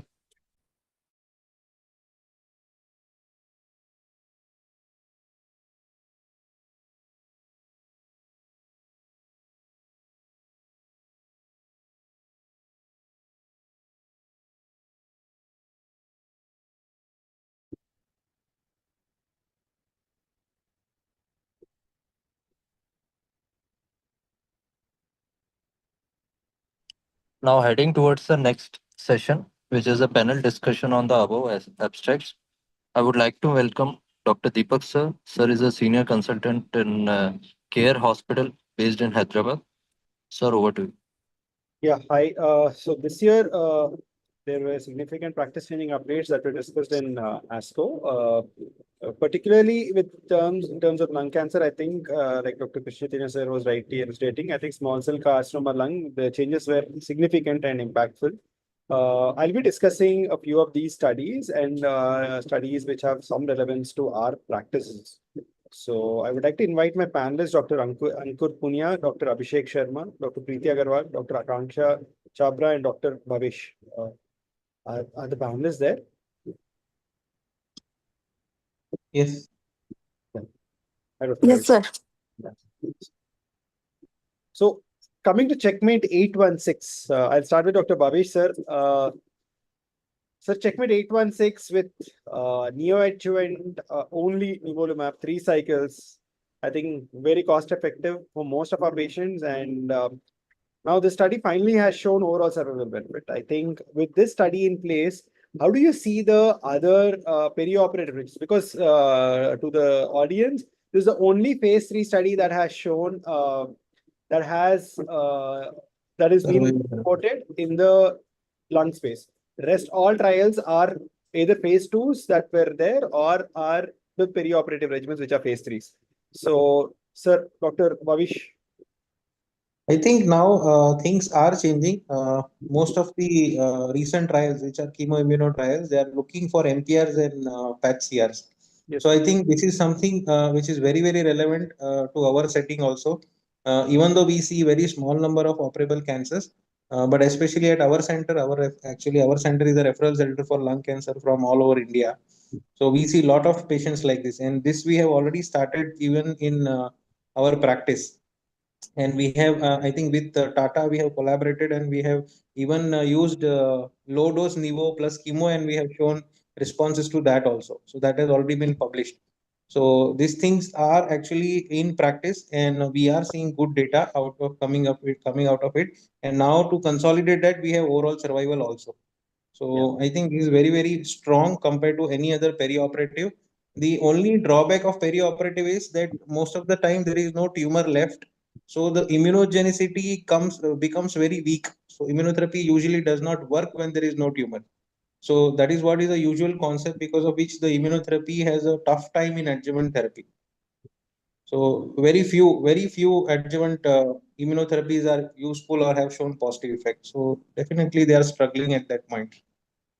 So Keynote 671 is the only perioperative regimen but had overall survival as its primary endpoint, and it did meet its primary endpoint. So now putting that into practice now, expecting that all our patients are extremely rich, which is not the case, would you consider Keynote 671 in any of our patient populations? With Dr. Bhavish next, I would like to ask Dr. Akansha, but Dr. Bhavish, sir, your take. Any particular patient population where you think Keynote 671 is still relevant in our patients?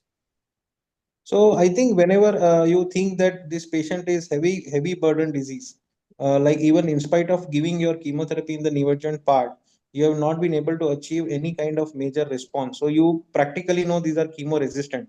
So there is no point of manipulating any type of chemotherapy even during or later times. So that is where I think immunotherapy comes into picture, which will be a switch to a different kind of mechanism of action, and it will show some response. So I think this is the only area where you have to put or even push the patient for doing chemotherapy, immunotherapy in the adjuvant part. Dr. Akansha, your take on it? So I think so one thing is that nivolumab we have to hit at first. Why? Because when the tumor burden is high, then only immunotherapy will act better. So definitely in the neoadjuvant setting, starting with the nivolumab, where only 3 cycles are required, and it can be somewhat cost affording as compared to giving in the peri-op. So I think that would be a major benefit with that. And now then we have overall survival benefit. Then why not hit with the nivolumab at first? Yeah. Now coming to the drawbacks. Now I know this is something that all other trials would like, and the MSD people would love me to share this trial.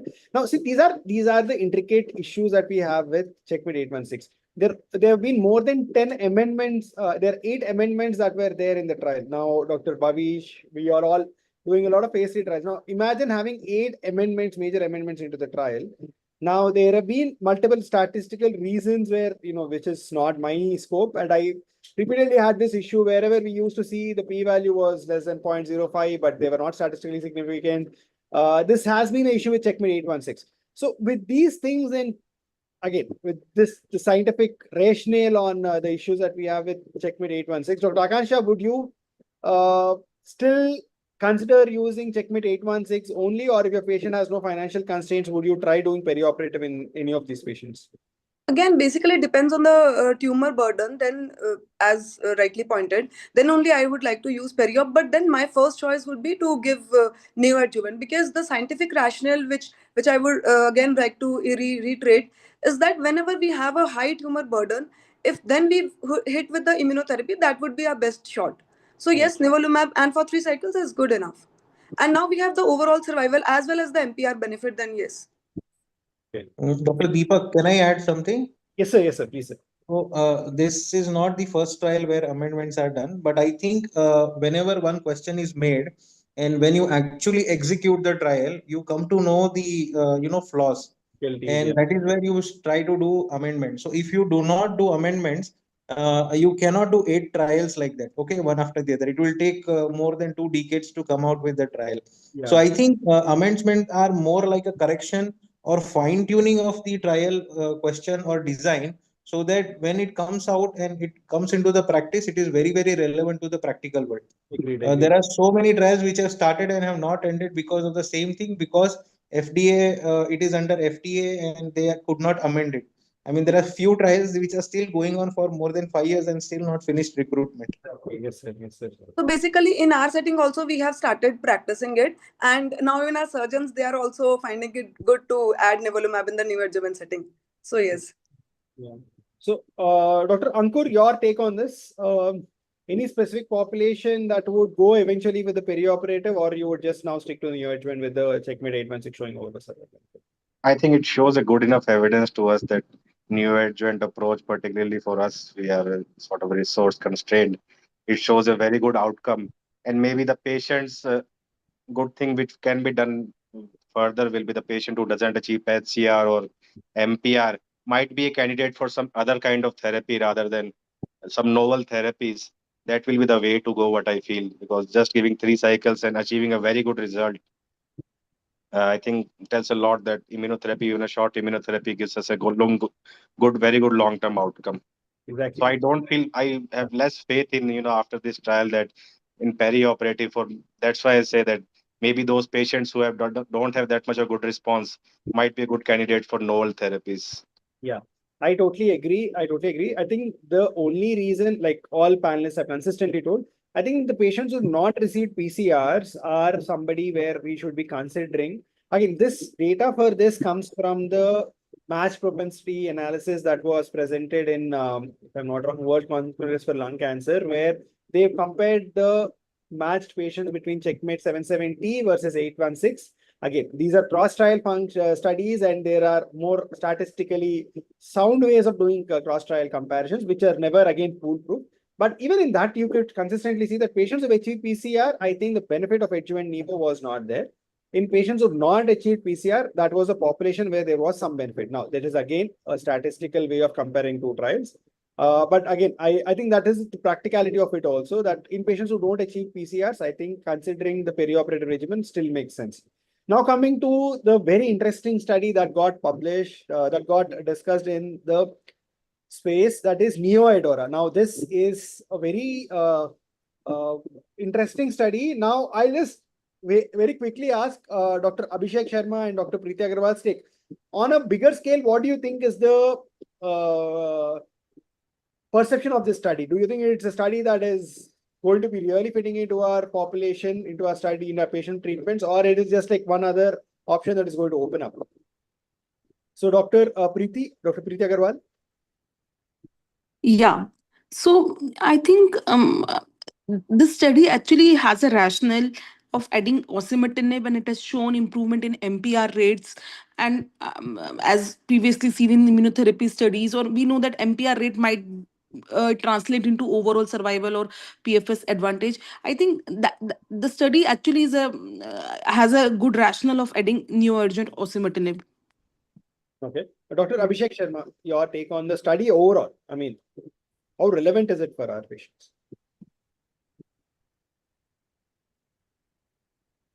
Okay, I think Dr. Abhishek is on there. Deepak, can I say something here? Yes, sir. So I would now want Dr. Bhavesh to talk. Now, sir, your take on this. I mean, see, the study, this is the study. Okay, this is a study. Now, once you see osimertinib sponsor supplied adjuvant osimertinib was available for eligible patients who completed surgery in all arms. Now, that is a big statement. Okay. Now, no, that is actually practical, because we are a part of NeoDora trial. My patient is still on the adjuvant osimertinib. Point, sir. Now you have NeoEdora, you have Edora. What would make you choose NeoEdora? Now, the primary endpoints in the study are major pathological response. See, now major pathological response doesn't mean that we are downsizing the tumor and making it operable. Now, that is the point that I would like to emphasize to all the audience and the postgraduates in here, that no trial. Now you go back to the Checkmate 816, Keynote 671, all the Chinese studies in the perioperative space, none of them gave immunotherapy to downsize the tumor. They were all operable tumors, and then they've given immunotherapy. Now, immunotherapy, as we can see from the melanoma data, that neoadjuvant immunotherapy has an overall survival advantage compared to the adjuvant immunotherapy. But with tyrosine kinase inhibitors, what is the reason we should be choosing this over the adjuvant OC data? So I think here two things are there. First is that we are not failing in operable lung cancer in local setting. We are failing in distant setting. So we have to have some strong systemic therapy. Here, the reason of getting MPR is a indirect way of telling that the micrometastasis is taken care of, and probably the distant metastasis free survival will improve. So I think that is the main focus, rather than just downsizing and making it operable. I mean, operable to become easily operable. That is not the funda. Why the surgeons are very pro for this thing, because they know that when you operate stage 2, stage 3 cancers, these are coming back with systemic failure. they are not coming back with local recurrence. So that is why they are in favor of doing a systemic therapy first and get this MPR and PAT-CRs are an indirect evidence that, okay, yes, when the bigger tumor is responding, the micrometastasis has already responded. So I think that is something which is the main crux. And I think Fedora is effectively answering the same issue, right, sir? Fedora is answering the same question in a much better way, which much better outcomes and only 3 years of adjuvant osimertinib. So I think when we have a much mature data in Neodora, we'll come to know that which type, I mean, which neoadjuvant part or adjuvant part, which is more stronger. We have already seen how strong it is in the adjuvant part. So let us see how when this mature data comes out in the survival, the secondary endpoints which are there. Once those things come up, then we'll have a brighter picture. So here definitely neoadjuvant helps to make the cancer very easily operable. Even a surgeon who is not experienced can do surgery. Otherwise, most of the patients will go for lobectomies or even pneumonectomies, because we had such patients here who were actually pneumonectomy. Means pneumonectomy can be done, surgery was possible, but when we put this patient, fortunately this patient came out to be EGFR positive, we put them on Neodora, and the patient beautifully responded. And we could accrue 4 patients, and out of 4, 3 patients had PAT-CR, 1 had MPR. So all responded. I mean, at least in my experience, they responded very, very well. So from a bigger surgery, it became a smaller surgery where more lung tissue could be conserved. Right. This is what, this is again very rightly told. But again, that was not the concern. It was never about downsizing, like you told, sir. But again, I think if we go back consistently in time across trials, all the targeted therapies, all the chemotherapies, whether given in the neoadjuvant space or in the adjuvant space, there was no difference. That giving it in neoadjuvant space has shown survival advantage is not there. I can see one comment coming from a medical oncologist saying that micrometastasis control is better. Again, I agree with the point, but giving it in the neoadjuvant space versus adjuvant space has not shown any difference. The only space that has shown a difference by giving neoadjuvant therapy is with immunotherapy. So again, I think rightly told, like Dr. Bhavish told, rightly mentioned, like Dr. Bhavish told, is that we will have to compare in the long term, which is a fair point. Now, are we impressed with the PCR rates? Is the bigger concern that I have with the study. The MPR rates, these are the MPR rates. Now, this was surprising for me. This is not what we see with immunotherapy. Now, coming to Dr. Akanksha. Now, our immunotherapies have much higher MPR rates. Our MPR rates go up to 40-45% across trials. You go back to the data coming from toripalimab, the MPR rates are much higher. That's nearly 50% patients had MPR in that study, the NeoTorch data. With IO, we see these patients respond amazing level in the metastatic setting. This is the point of contention, which I'm really surprised that the MPR rates are not great. I thought it was only because of chemotherapy, but again, with chemo plus OC, there is actually very minimal difference between OC versus OC plus chemo. Dr. Akanksha, your insight on this. So one thing I'm not very convinced with the OC plus this thing chemotherapy in the neoadjuvant arm, because yes, Adora we are already achieving this good rates, and plus nivolumab we are going to use whenever we have EGFR and ALK negative. So EGFR positive, then only we are going to use this. But then again, if you see the MPR rates in only chemotherapy arm, it's only 2%. Is this what we see in the real world setting? No, we get to see a lot more responses, even with only chemotherapy. So I would still want to wait to use this in the neoadjuvant setting. Yeah, Dr. Ankur, your take? So yeah, it's rightly pointed out that the rates are not that much what we see in the immunotherapy. Immunotherapy PCR were seen in the tune of 24-25%. Exactly. The PCR rates for the Checkmate 770 was 24%. 816, the PCR rates were 24%. Here the MPR, that is 10% viable tumor in the node and the tumor, is 25%. So that is disheartening for me in a way, but yeah. So that tells us something about biology. If you look at that graph also, look, that patient who didn't have an MPR had a drastic fall off in the immunotherapy trials. But that is not that so in the OC, this trial, though we have a very short follow-up, we don't know, we just have 1 year follow-up, we cannot tell clearly. but there is not that much sharp of drop off immediately after 3, 4, 6 months. Yeah, I think there's a lot of So, censoring in the curves. Exactly. Yeah, a lot of censoring in the curves. but still there was not that much of drop if you compare to immunotherapy. Yeah. There was sudden fall. If you look at patient who doesn't have MPR, Yeah. most of them have progressed within 6 to 12 months, but that is not that much. Yeah. Same thing if you compare it with Adora also. When we give the adjuvant osimertinib, the majority of events were seen beyond 12, 18 months. They were Right. not seen in the initial 12, 18 months where events were very low. So that's why I say it's a little bit early, very, just a 1 year follow-up. It's quite very early to tell how the patients are eventually going to do in the long term. We need Yeah. at least 3, 4 year follow-up to properly tell how they are doing. And regarding that OC and chemo combo, that will only know about the long-term follow-up. What I get from neoadjuvant trial, as I told you in that previous immuno trial, this for EGFR particularly help us to identify biologically responsive disease. So this gives us a window of opportunity to do something novel for those patients in the adjuvant setting. Yeah. So, Dr. Deepak, can I Dr. just add Bhavish. there? Yes. Because this is exactly what I believe, that these are different type of cancers. So if you try to put immunotherapy in this, what is going to happen? We have to understand that. Are you going to achieve same PAT CR what you achieve otherwise? You are not going to achieve. Your PAT CRs are going to be very, very bad compared to patients who are having EGFR negative cancers. So here we are actually dealing with a different biology of cancer. That is what Dr. Ankur, I think, wanted to tell, Yeah. that we are dealing with a separate tumor. So here putting immunotherapy is not going to work. You have to target it according to what the molecular is.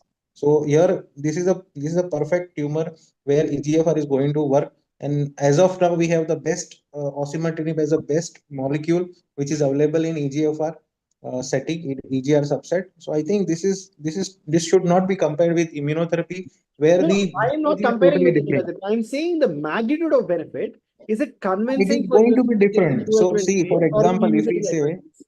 so Dr. Deepak, if you say, if we consider a EGFR positive patient in metastatic setting, an ALK positive patient in metastatic setting, and PDL1 positive in metastatic setting, all three are going to have a different kind of Exactly. outcome. So we cannot expect that, okay, why this is doing good and why this is doing bad. So if we, in fact, when we see ALK positive, we are more than happy. We are more happy than the patient. We know that, okay, this patient put on one tablet is going to be on this tablet for 5 years plus. Yeah. So we know that, and we are happy about it. But we cannot be similarly happy when we see a PDL1. We know that this is not going to be the case with majority of them. Agree. 25-30% patient, yes, they are going to cross 2 years, 3 years, 5 years also. But this is not going to be there for majority of cases. So definitely there is a difference. And I totally take your point that these are different tumors which are responding differently with their respective targeted therapies.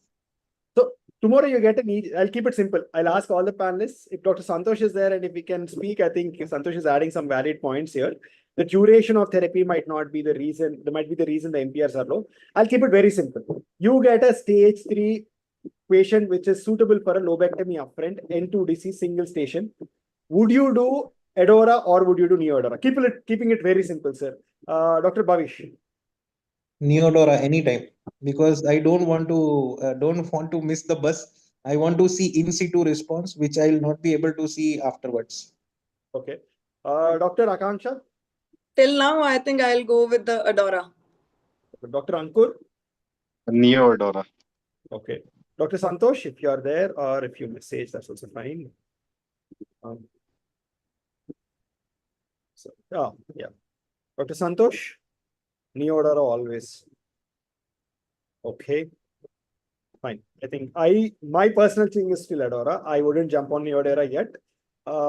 Again, you're all biased that way, but I think, yeah, we are all having our Deepak, your vote would have been valid if there was a tie. So you could have been a tiebreaker. I agree. But yeah, that is clearly I'm over and above. But I think, yeah, let's see for the long-term data. But it's interesting. The space is getting interesting. I would probably see something like what we see with breast. You do neoadjuvant chemo plus OC. If you don't respond, do a doublet or do something which is dose intensifying. But other than that, I don't see any treatment outcomes really changing with the use of neoadjuvant. personal Just take one on it. extra point, Dr. Deepak, one extra point. I think where those patients who have not achieved PAT-CR, probably those patients who are MPRs or have some response, Yeah. those are the patients in whom the ADORA will still work. It will still show response. So I think except for those who are PAT-CR, probably the magnitude of difference may not be very high in terms of EFS or OS in long term, but definitely those patients who are MPRs or have partial responses, they are probably going to get still benefited by ADORA. So it will be like an perioperative osimertinib. So how long would you continue your adjuvant osimertinib? Sir, sorry for intervene. Need to conclude, please, sir. Okay, Sir, sorry for intervene. Need to conclude. Fine. I think it's okay. Standard ADORA, unless and until patient is exhausted by funds or by toxicity. Wonderful. Because we don't see much toxicity with osimertinib. Hardly 4% will back out. Most of them will be on therapy. Sir, lurbinectinib maintenance with atezolizumab. Yes, no? In small cell. Too early and quite toxic. Dr. Preeti? Yeah, too early and it's a toxic drug. Okay, now with tarlatamab in second line. One more armamentarium, I would say. Yes. Okay. Dr. Akanksha? Yes, definitely to consider this because we have very less options in SCLC. Yes. Okay. Dr. Abhishek? Dr. Preeti? Yes.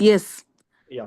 Wonderful. I think, yeah, one more armamentarium like Dr. Bhavesh rightly told, and I think anything that works in small cell works. I think lurbinectinib, if it works, it works. With Synova's I advantage. think, sorry to interrupt, but I think this is one of the molecule which I feel is going to make a big impact in the small cell lung cancer. Compared to all other molecules which came, I think the impact of this molecule is much bigger than any other molecule which has been seen. It's going to change the way this disease is going to be treated. And especially in early recurrence within. Yeah, exactly. The early recurrences did much better. Sorry, in view of time, I'm not able to discuss that. But the early recurrences are the ones that responded the best. Yeah. So thank you. It was a wonderful panel discussion and it was very interesting. And thank you all the panelists. Thank you, Santosh, for making it very interesting. Thanks a lot. Thank you, sir. Thank you, sir, for night session. I will request Lalit, sir, for the concluding remarks. Yeah, thank you so much. And I think it has been very, very live discussion. And there are a lot of lessons learned, in fact, like early stage small cell carcinoma to extensive stage, lot of like maps and immunotherapy advantage, lot of targeted treatment. So there are a lot of new development and probably the chemotherapy will be at the very, very backbone till our survival. I feel that chemotherapy will be going down and down and we'll be using more and more of targeted treatment. So probably Neha and you all will be using more and more of targeted treatment and chemotherapy will be moving out. So I think we had an excellent discussion. I thank all the speakers, all the panelists, moderator for their excellent inputs, and it has been a great learning activity. Thank you so much. Thank you, sir.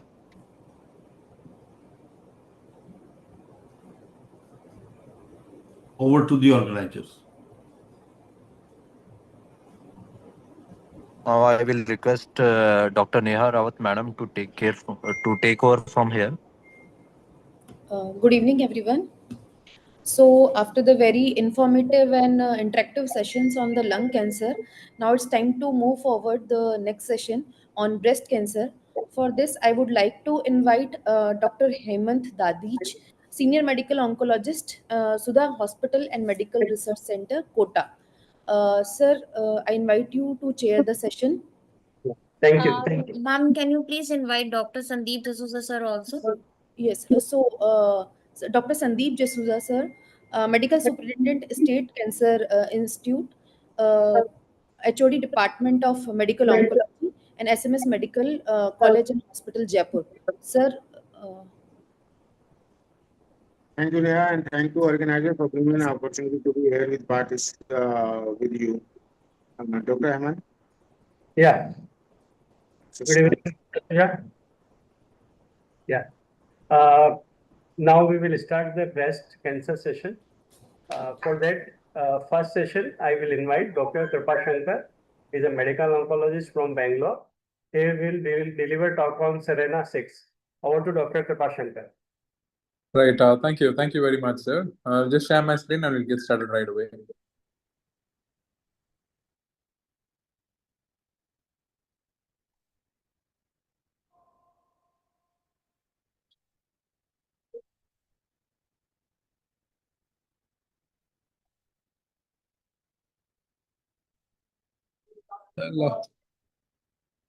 Hope my slides are visible. Are you able to see my slides? Yes, sir. Yes, sir. Perfect. All right. Thank you. So very good evening and a warm welcome to everyone. At the outset, before I begin, I'm going to take this opportunity to congratulate the organizers and also thank them for the opportunity. So I'm going to kickstart the breast cancer session today. And the first abstract that we have up for discussion is the SERENA-6. And this is probably one of its kind because it's the first time a phase 3 double-blind RCT has been done, looking at the role of ctDNA and whether it can actually predict for whether an early switch to your ESR1 mutations, which can be, we're talking about picking up just molecular progression before clinical or radiological progression and switching treatment based on that. And this is the first time ever that's been done in the context of a phase 3 RCT based on ctDNA monitoring. So the key takeaways here are, can you switch AI to camizestrant with continuation of CDK alone based on the emergence of ESR1 mutations? And remember that these ESR1 mutations are not driver mutations. You can acquire these mutations because of clonal evolution and selection pressure hypothesis. The incidence is around 5 to 10% at baseline, but it can go up to around 30 to 40% as the patient progresses. So this is, like I said, the first global randomized phase 3 trial looking at the role of ctDNA monitoring and whether you can early switch to your SERDs or selective estrogen receptor degraders. And that's the SERENA-6 data that we have. So the background is we know around 60% of patients can have hormone receptor positive breast cancer. And ESR1 mutations can account for around 5 to 10% at baseline. But again, like I said, these are not driver mutations. So you can acquire them over a period of time because of clonal evolution and selection pressure hypothesis. So around 30 to 40% at disease progression can have an ESR1 mutation. And we know just like we've had SERDs, so selective estrogen receptor degraders, which are class and example like elacestrant and now camizestrant, giredestrant, and so on and so forth. All these are selective estrogen receptor degraders, meaning they're complete estrogen receptor antagonists, and they act on the alpha subunit of the estrogen receptor. And that's what has been depicted on the diagram here as well. And remember that the ESR1 mutation is one of the chief mechanisms of resistance as far as primary resistance to endocrine therapy is concerned, which is why you're looking at switching therapy early based on ctDNA monitoring. So the big background for this study came from prior randomized trials looking at the PADA-1 trial, which looked at switching to fulvestrant early based on detection of ESR1 mutation. And this was all, again, molecular progression only ahead of clinical or radiological progression. And then you had the SERENA-2 study, again, which significantly led to an improvement in the PFS when compared to fulvestrant. And this was, again, using camizestrant. But these were all phase 2 data. So you're looking at the first randomized phase 3 data, which was SERENA-6. So as far as surveillance was concerned, this is how the trial was done. More than 3,000 patients were screened, and the surveillance was done once in 2 to 3 months, ctDNA monitoring to look at picking up a ESR1 mutation. And if around 50% were positive at the time of first testing with the ctDNA. And the testing method that was employed here was the Garden 360 companion diagnostic testing, which is approved for picking up ESR1 mutations and looking at hotspot mutations as well. So this was the randomization. You looked at patients with hormone receptor positive HER2-negative advanced breast cancer to receiving an AI plus CDK4/6 inhibitor of your choice, could be palbociclib or abemaciclib, and they needed to have initial endocrine therapy for at least 6 months. Then they had to undergo ctDNA monitoring at 2 to 3 months interval to pick up or look for an ESR1 mutation.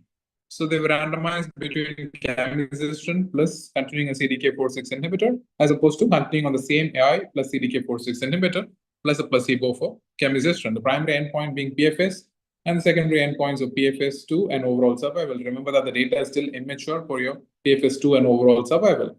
They were stratified based on visceral versus non-visceral metastasis.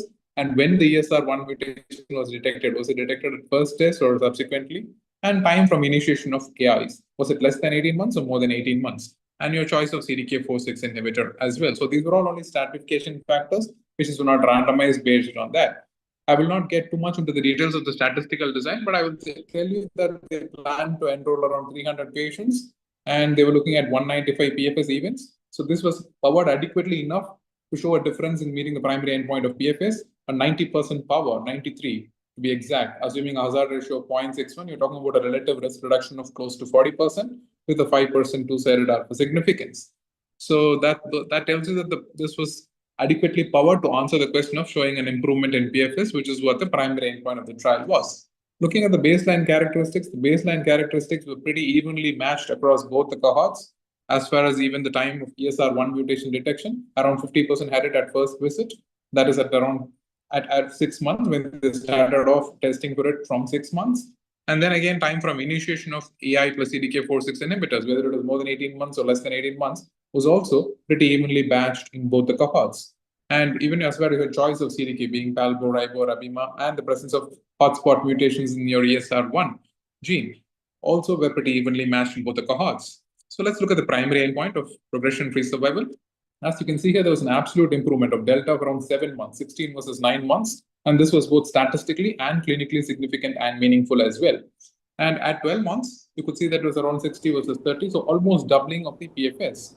And I wouldn't read too much into the 2-year PFS, given that the number at risk drops to around single-digit numbers at 2 years. So the median is good enough. So you're talking about an absolute improvement of close to 7 months as far as the PFS was concerned, which is what the primary endpoint of the trial set out to do. And let's look again at the subgroup analysis. Look at this forest plot again. So again, these are only exploratory subgroup analysis, not all of them. Remember, they were only stratification factors. So they may not have been adequately powered enough to answer these questions. For example, look at Abima. The number of patients that went on Abima, very few and far for us to actually draw meaningful conclusions. Nevertheless, you can see that across the board, across all of these parameters, like for example, the time from initiation of CDK4/6, type of CDK4/6 inhibitor, and your time of ESR1 detection, whether it was a first visit or a subsequent visits, and also based on the type of ESR1 mutation, across the board, you can see that the magnitude of benefit was relatively preserved. And what about the health-related quality of life, HRQOL? Well, the time to deterioration was definitely much longer with the camizestrant arm as opposed to the AI arm. And this was based on the URTC quality of life questionnaire. And it showed that it was around 24 versus 6 months in favor of camizestrant. So what about PFS2? Again, did show a separation of the curves, but like I said earlier, this is only an interim analysis, and hence the data is still not yet mature. As far as safety is concerned, even though the adverse events were slightly higher on the camizestrant arm, the adverse events leading to discontinuation pretty evenly matched on both the arms. So nothing new to write home about the safety was concerned. But again, as was expected, you would expect myelosuppression because of the CDK4/6 inhibitor, reversible myelosuppression as well. Neutropenia again is reversible during the week off. And again, photopsia was one concern with camizestrant. But let me tell you again, photopsia is just beaming flashes of light alone that can happen without actually interfering in the patient's activities of daily life. And that was not severe, it was only grade 1. So photopsia, again, nothing much to write home about as far as camizestrant was concerned. So to conclude, I can tell you that this phase 3 RCT is the first of its kind to show an improvement in PFS as far as looking at ESR1 mutations. See, we always knew that ctDNA was prognostic, but can it be predictive? And this trial has answered that question of showing that it could be predictive as well, as far as showing a meaningful improvement in PFS just based on molecular progression. So you really don't have to wait for the patients to develop radiological or clinical progression. You can switch early to your ESRDs or SERDs just based on the presence of an ESR1 mutation by being proactively monitoring for it by doing a ctDNA once in 2 to 3 months, starting from 6 months of AI plus CDK4/6 inhibitor. And that has shown an improvement in PFS. The primary endpoint of the trial was met. This is a positive phase 3 RCT, absolute benefit delta of close to 7 months. And I think this definitely has the potential to become the new standard of care moving forward. So with that, I'll conclude and think this is also a simultaneous NDGM publication in the trial. So thank you all for your patient listening, and I'll hand it over back to the organizers. Thank you.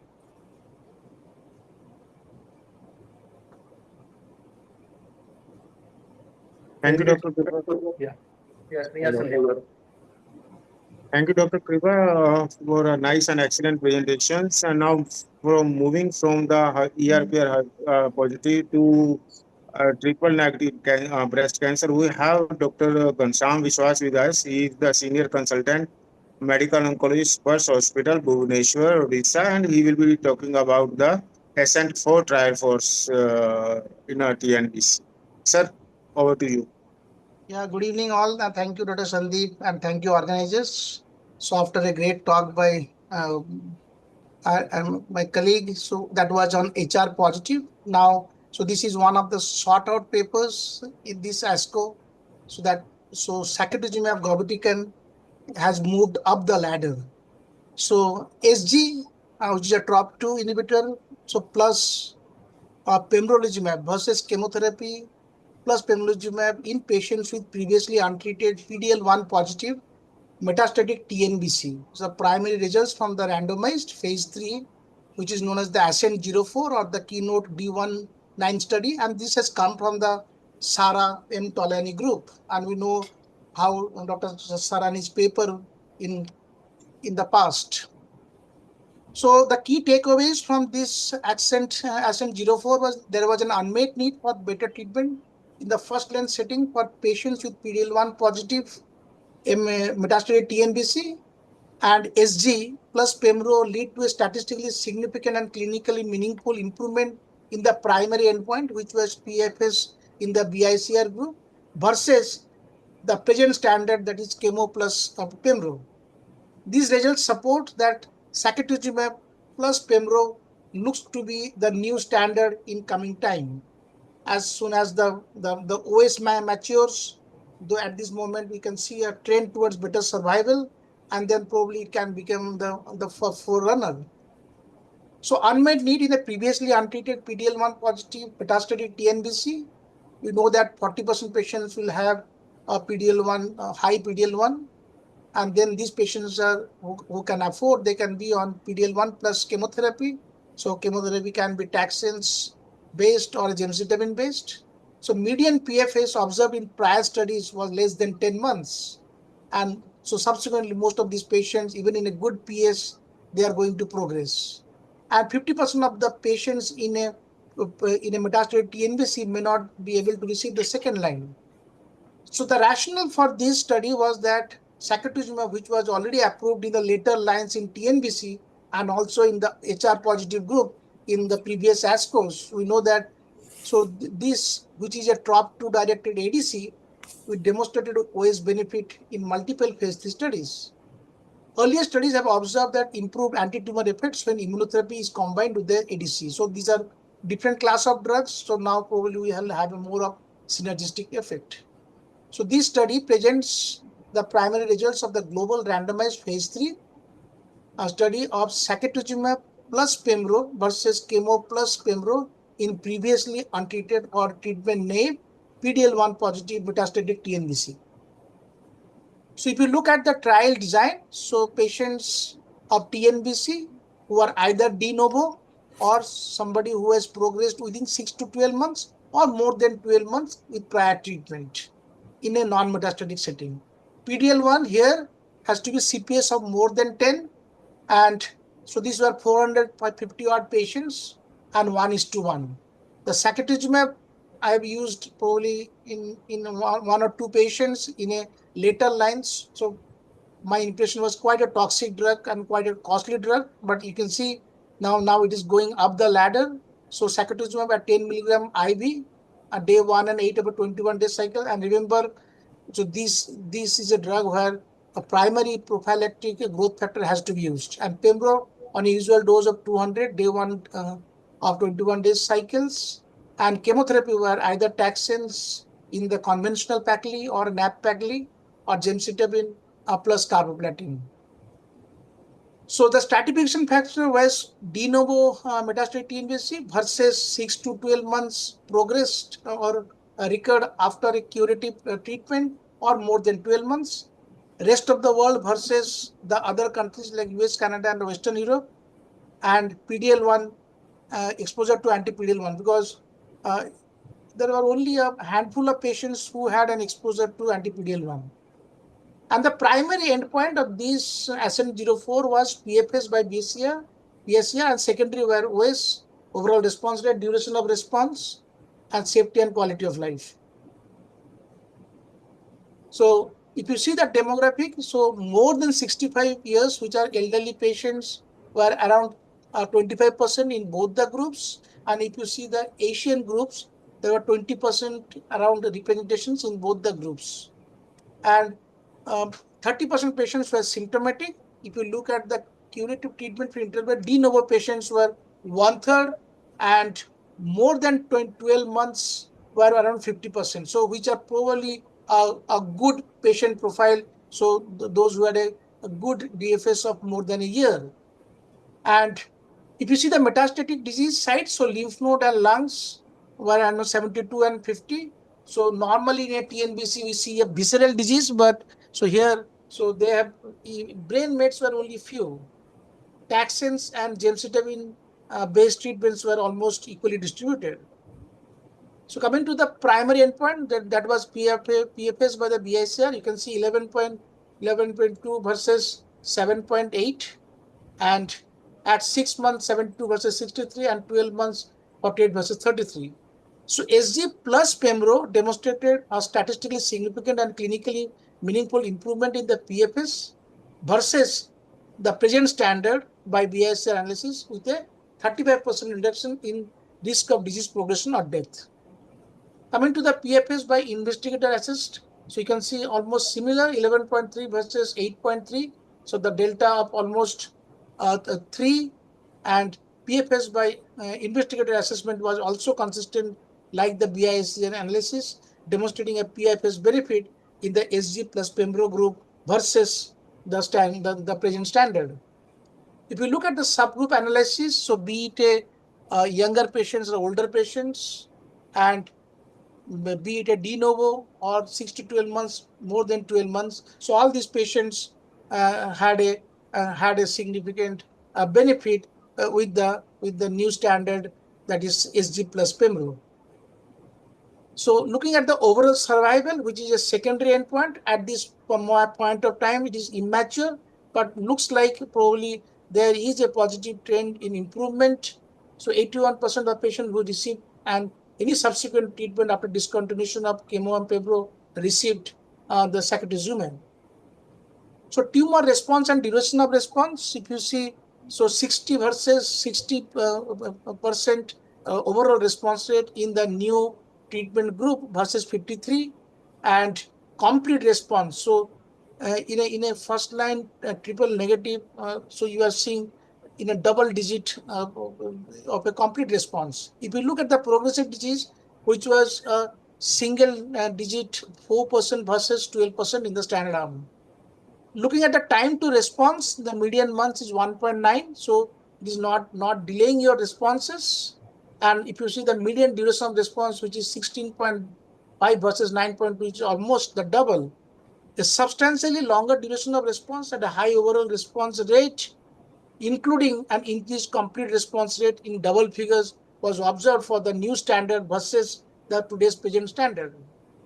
And the exposure and safety summary, since you are having a new combinations, but overall, if you see this slide, so there was no new safety signals, and by this time, whoever used both these drugs, so for sacituzumab, they can cause lots of neutropenia. So you need to use primary prophylactic growth factors.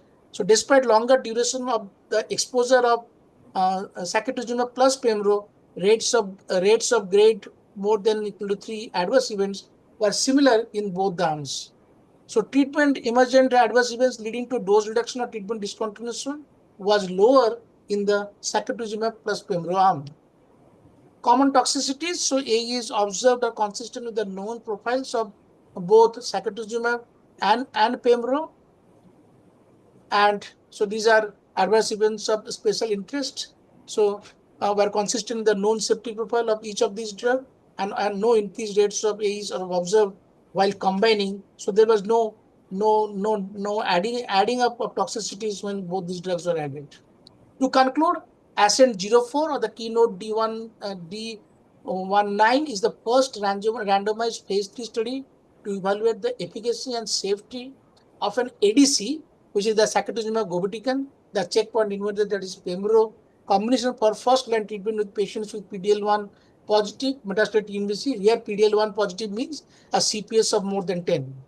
So sacituzumab plus Pembro led to a statistically significant and clinically meaningful improvement in the PFS versus chemo plus Pembro, the median 11.2 versus 7.8 months, with the hazards of 0.5 and with a significant p-value.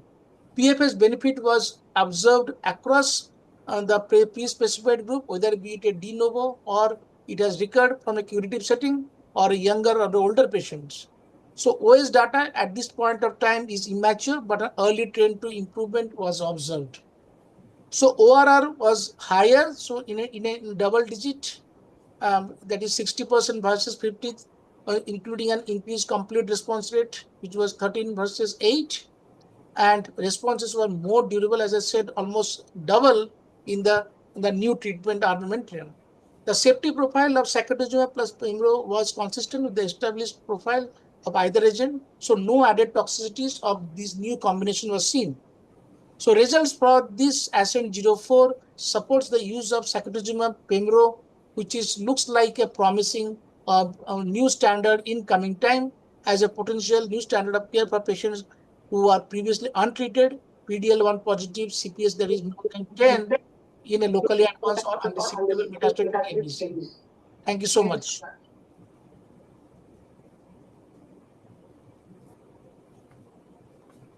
Thank you, Dr. Ghanshyam Vishwas, for very nice presentation. Any questions? Yeah. I think now we move to next topic, Destiny Breast 09. This talk will be delivered by Dr. Vikas Talreja. He is a medical oncologist from Kanpur. Over to Dr. Vikas.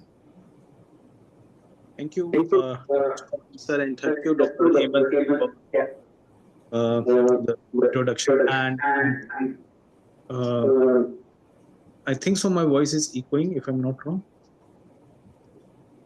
No, you can go on. Perfect. Yeah, because in fact your voice is echoing. Probably you are like logged in with two systems. Looks like. Yeah. I don't think so. I think there's two Zoom things that's being opened in my. It's now it's perfectly fine, sir. Would you like us to share the screen or you are sharing the slides? Please go ahead. Meanwhile, I must congratulate Dr. Lalit sir and Dr. Somani sir for a brilliant rapid ASCO, I must say. And from the headmaster, Dr. Ghanshyam Biswas, who delivers us a topic for a drug that's not available in India, but yes, it's going to be a practice changing as soon it is going to be available in India, to the drug that's being routinely used right now. And I believe it's going to be a Monday morning practice changing sessions for everybody, because in HER2 has revolutionized the way we treat metastatic breast cancers, specifically the HER2 new positive.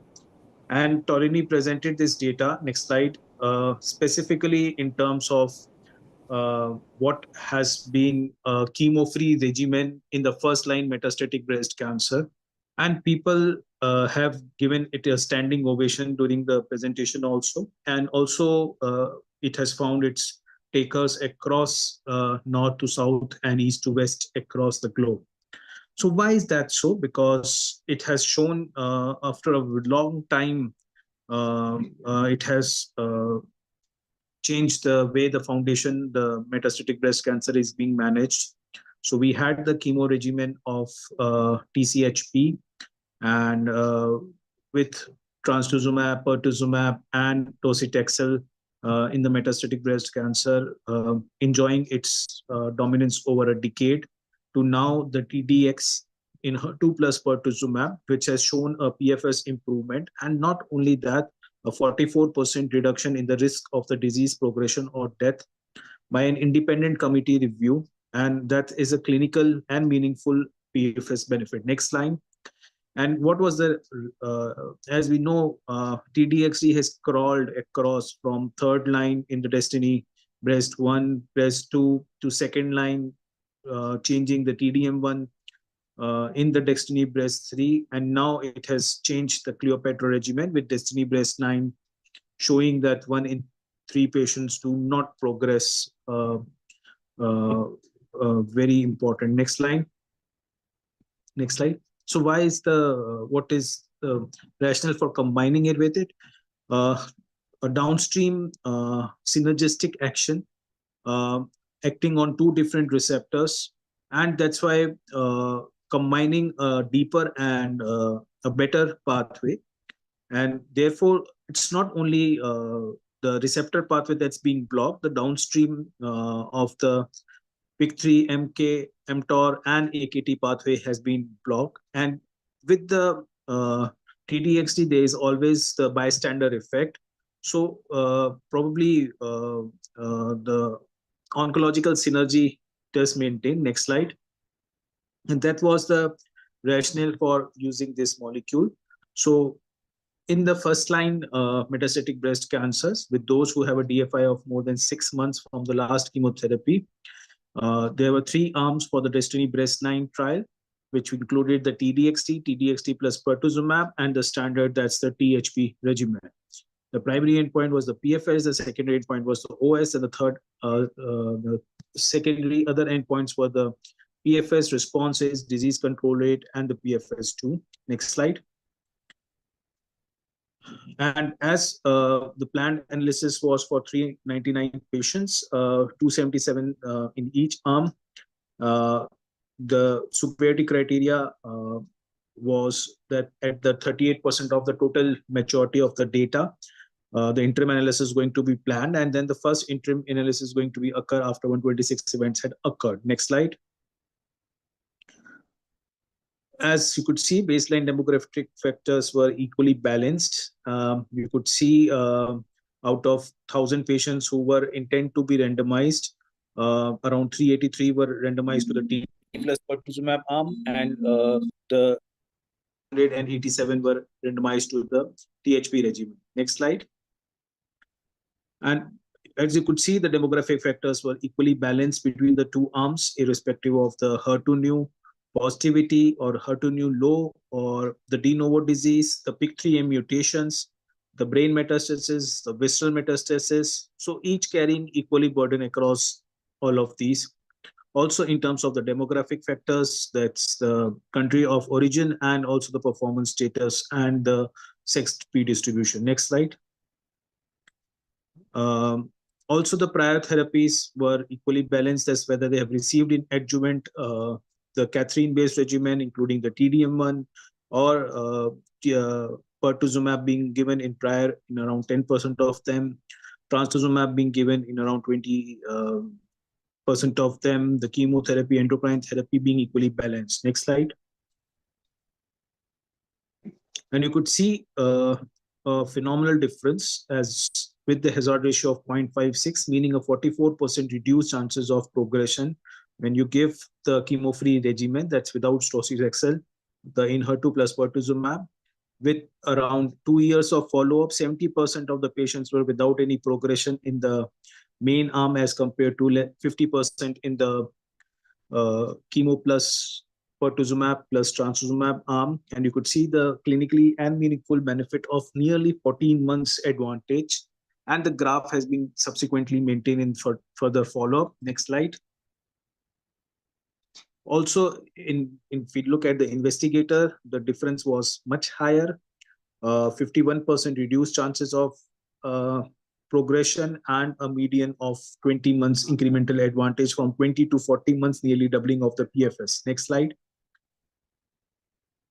All across the subgroups, irrespective of what was the hormonal status, it was a de novo or a recurrent disease, the PIK3 mutations was present or not, what was the age, brain metastasis was present or not, prior anti-HER2/neu therapies were being given or not, prior exposure to pertuzumab was there or not, irrespective of all the pre-specified subgroups, the benefit and the magnitude of the benefit remained slightly towards the TDXT plus the pertuzumab arm. Next slide. And also, if you look at the disease control rate, the overall response rate, the duration of the response rate, all across, it was much higher. So not showing that there was a benefit in the progression, but also there was deeper responses, durable responses, and there were lesser stable disease as compared to the chemo arms where the more stable disease were there. So invariably showing that the patients do tend to respond, specifically when we are looking in the metastatic situation. So 85% as compared to 78%. Next slide. And more complete responses. Now, it is premature to comment, but yes, it is positive, favoring towards the TDXT. That's going to be again an oral presentation, possibly in the next ASCO 2026 of the final overall survival. Possibly by that time, the events are going to occur, but the trend is towards the favorable side for now for the arms. Next slide. And if we look at the PFS2 as the second progression-free survival, so subsequent treatment also, there was nearly a 40% advantage of lesser chances of progression with the first line being given with the TDX plus P. And as you could guess, most of the time when the first regimen was TDX plus P, the second was the TDM1 or other trastuzumab containing regimens, or some have received chemotherapies, nearly 18% of them. Pertuzumab was being given post TDXT plus pertuzumab as the first line. So again, there was a plethora of options as these patients could receive. Next slide. And 1/3 had a discontinuation due to progression or side effects. And if you could look at the side effects, again, the combination did have a safety profile as expected, even though there were adverse events, but these are all manageable with the grade 3, grade 4 side effects being less than 1% in either of these arms. So next slide. As you could see, the TDX plus P has got the nausea, diarrhea, neutropenia, but not that of the chemotherapy. So definitely looking forward to the regimen that's going to be game-changing in near future. The areas of special interest that includes with TDXT, specifically the pneumonitis and the left ventricular dysfunctions, you could see grade 4, grade 5 figures 0. Next slide. So to conclude, it does have a remarkable hazard ratio, 0.44%, independent committee review, magnitude of benefit up to 20 months, lesser chances of progression, more complete responses, more duration of responses, durable responses, and a lesser side effect profile. So definitely a game changing for the metastatic breast cancers with a chemo-free regimen in near future. I conclude my case here and give back to the organizers. Thank again all the delegates and the faculty and Dr. Somani for organizing. Would love to answer any questions if there are any.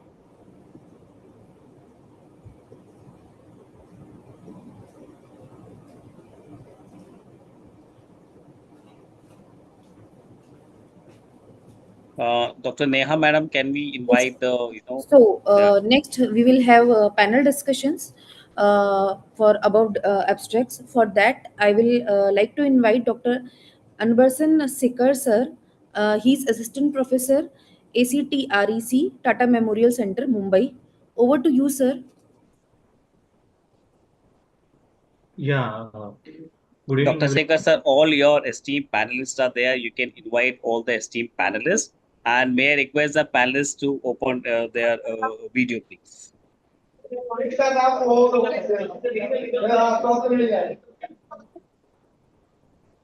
evening, everyone. At the outset, I would like to thank organizer Dr. Sharma sir and Dr. Somnay sir for giving me this kind opportunity.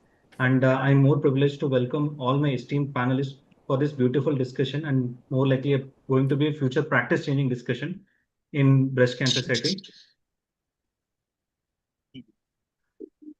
And my panelists are Dada sir and Dr. Pankaj Goyal sir and Dr. Jitendra sir, Dr. Kunal Jain, Dr. Raj Purohit sir, Dr. Vikas Asati, and Dr. Meet.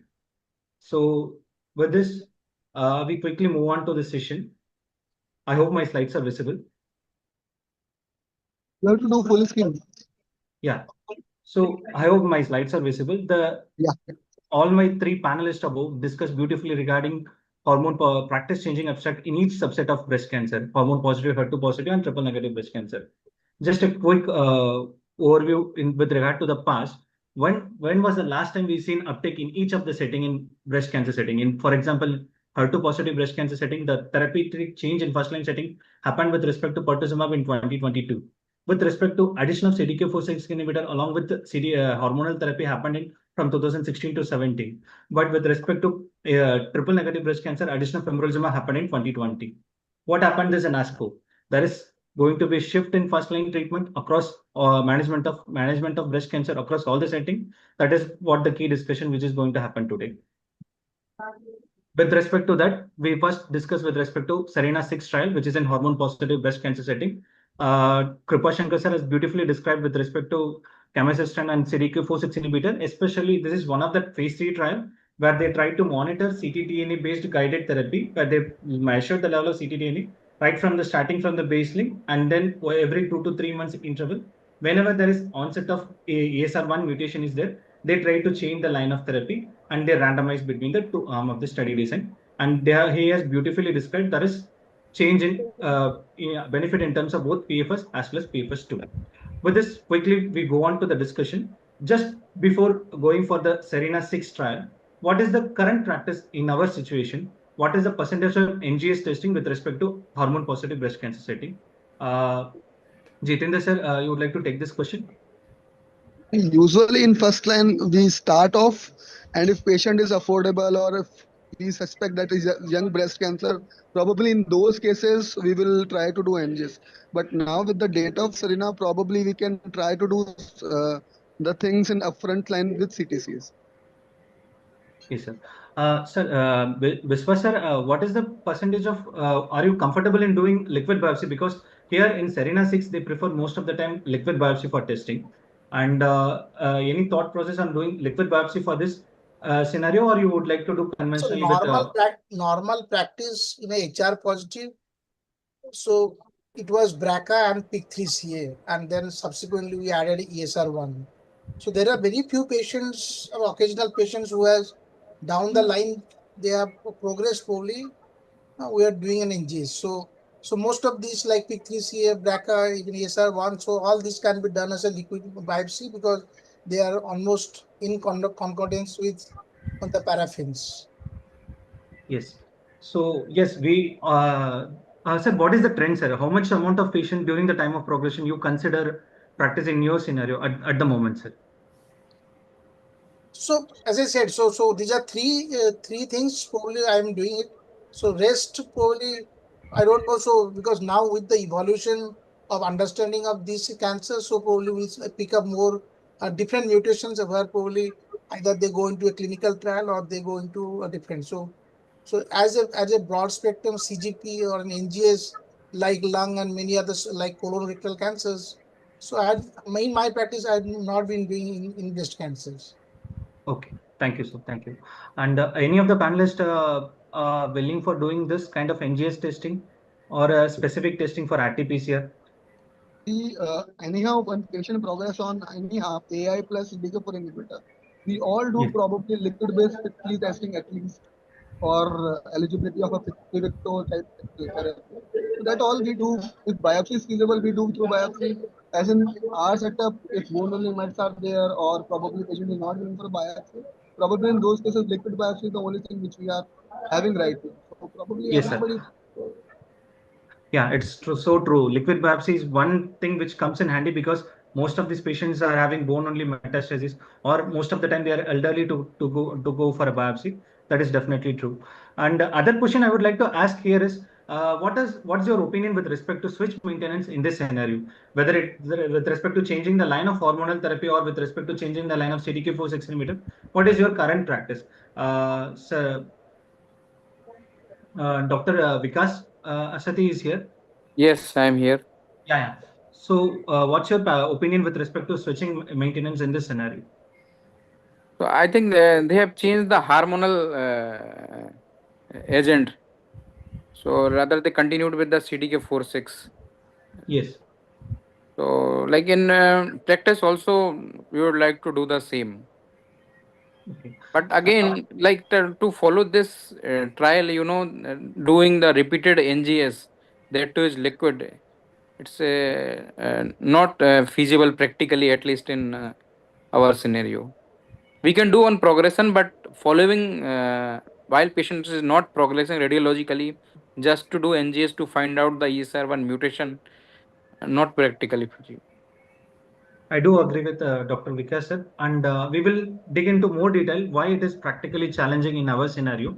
Because in this Serena 6 design, it is basically based on the PADA 1 study design, where monitoring ctDNA and changing the line of therapy having some role where there is PFS advantage is there. When with Serena 2, they found chemicistant is a potential option for targeting those population, and then they come up with the idea of Serena 6. And for randomize this patient into the study design, they should not have radiological progression. Only clinical progression should be there. And for that, they totally screened almost 3,500 patients to enroll 300 patients into the study design. So 1 out of 10 patients should be screened to be eligible for detecting this. And other factor we would like to consider is median duration of detection. Median duration is close to 23 months. So this is also quite challenging. Every 3 months for almost 2 years, we need to continue doing this study is always challenging. Like Dr. Vikas has rightly pointed out, doing this study involve multiple factors, the screening for large number of population and screening for large duration of point of view also. And it has shown PFS advantage and it has shown PFS2 advantage also with a significant difference in terms of hazard ratio. And so anything new with respect to Serena 6 study design? Dr. Pankaj sir or Dr. Kunal is there? So I think I just wanted to add the way they have conducted this study in practical world is very difficult to do these serial mutations ESR and all this. It seems lucrative, but I don't think we are any of our center is doing even this for once. So doing serial, I don't think it will be a near future. And as far as NGS is concerned, again everything comes with cost. So they have just said, okay, you go with Guardant this and that. Again, focusing on the cost is exorbitant, and pick3 mutations previously we were using when we were very keen in using this pick3 inhibitors, but we know the toxicity, we are not giving everyone this pick3 inhibitors, so we have to choose the patient where we want to test it and where we want to give the drug, because testing this NGS and coming up with the report and not able to hit the target doesn't make a sense. Yes, sir. I totally agree with the point because doing this test is a very costly option. And also the other factor I would like to highlight over here is type of ASR mutation. The 3 different types of ASR mutation where they studied highlighted is D538, Y537S and Y357S.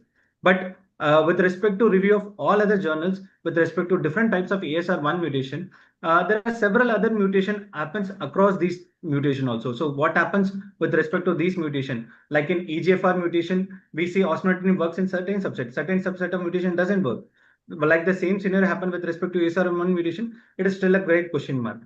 And other thing with respect to PADA study design, with Pankaj sir has highlighted, which is the subset of patient we would like to key to monitor in this scenario. PADA study design has come up with this model. Whenever the patient age is in a postmenopausal age group, bone only metastasis, and baseline LDH level is on the higher side, they have higher percentage for having ESR1 mutation positive rather than not having ESR1 mutation positive. This is one thought-provoking idea which we can consider if at all we want to utilize this part of a study into our clinical practice. And this is with respect to the conclusion of the study design. Maybe not feasible in our scenario, but by checking this ESR1 mutation and changing the line of practice will be one of the potential option also. Other risk factor why it is not being so feasible is not only ESR1 mutation contributing for the resistance, there are several other pathways which is also contributing for the resistance, right from PIK3CA, AKT, mTOR pathway, tumor microenvironment, also from host related factors also this thing. This is one of the beautiful journal published from our institute TMH, where we seen which are the different factors contributing to the pathway of endocrine resistance, like PIK3CA, ASR1, and other important is BRCA mutation also happening in those population, which is contributing to endocrine resistant type of pathway. And another important study from MSKCC, again highlighting that MAPK pathway is associated with kind of endocrine resistant, which is mutually exclusive from ESR1 mutation. And we also should not neglect the fact that CDK4/6 inhibitor pathway mutation also contribute to the kind of resistance. And there are different types of CDK4/6 related pathway mutation also. And coming to the conclusion, cost is a different factor. Newer drugs also coming into the pipeline, like PIK3CA mutant inhibitor coming into the pipeline. Newer CDK4/6 inhibitor like atormicillib also coming into the pipeline. And ASR independent pathway, we need to account about it. And also other factors, majority of the patients in this trial were receiving palbociclib close to 76%. But in current scenario, we are preferring more towards ribo or abemaciclib in this scenario. Coming to the next study design, which is NR2 usage in upfront metastatic breast cancer setting. Dada sir, your opinion with respect to usage of NR2 in this upfront setting? Sir, what is your opinion with respect to usage of NR2 in this setting? This trial has shown good amount of overall survival advantage, good PFS advantage. Any concerning factor why you would like to use TDXD in this scenario, sir? Or so I think so one best thing is that you are taking care of the CNS part. That is important. And if the patient doesn't get a significant ILD, so I think then you are going to have a PFS and OS benefit, because this is such a potent drug, and that's the reason that this drug is going up the ladder in the armamentarium. Dijendra sir, your opinion with respect to usage of this drug in upfront setting? Because pertuzumab, I don't think pertuzumab is contributing anything to the combination. So pertuzumab is just a standby drug. So it is just there is hardly any effect of pertuzumab when you are using in combination. Okay. So, actually, we don't have that arm data, what TDXT alone were having to do it when you compare with both other arms, because in this paper, they only published the two arms in the arm. So that has to come out. But having seen the data of TDXT alone in various other settings, if you see, means I have used the drug in 3 patients only till now. But the drugs does wonderful. If you don't get the side effects like ILD and neuropathy, probably the drug has very good efficacy. So used cautiously, it has potential advantage, because you can avoid chemotherapy that will increase and improve the quality of life. So probably the data is promising, although it is a costly affair. And we have to discuss means regarding pertuzumab, whether to add it or not. But for now, TDXC plus pertuzumab in a affordable fit patient can be done, doable thing. Sir, Pankaj sir, your opinion going for chemo-free regimen with usage of combination of TDHD along with pertuzumab? I think the way we have seen the results of TDX in later lines also in hormone positive, HER negative, low. I think this is going to be the future, and the chemo-free regimen in the first line at least will be, I think, maybe standard of care by next year. And whether to use pertuzumab or reserve it for later lines is a valid question, because PFS 1+2 versus this PFS 1-2 in the combination. We are not sure whether that will make a survival difference using all these in combination or just add to toxicity. So TDXD based chemo-free regimen, yes, I am for it. Yes, sure. Dr. Raj Purohit sir, your opinion with respect to usage of TDXD plus pertuzumab, are you worried about complications with respect to this combination, or you are upfront right to go with TDXD plus pertuzumab? Because the disadvantage of using this dual target therapies, you need to give it for till the time of progression. It's not like chemotherapy, you can stop it and then continue this. And TDXD is practically a kind of chemotherapy only. And the side effects are there always. You need to go on with monitoring. All those factors are also there. So, would you like to go ahead with these two things, sir?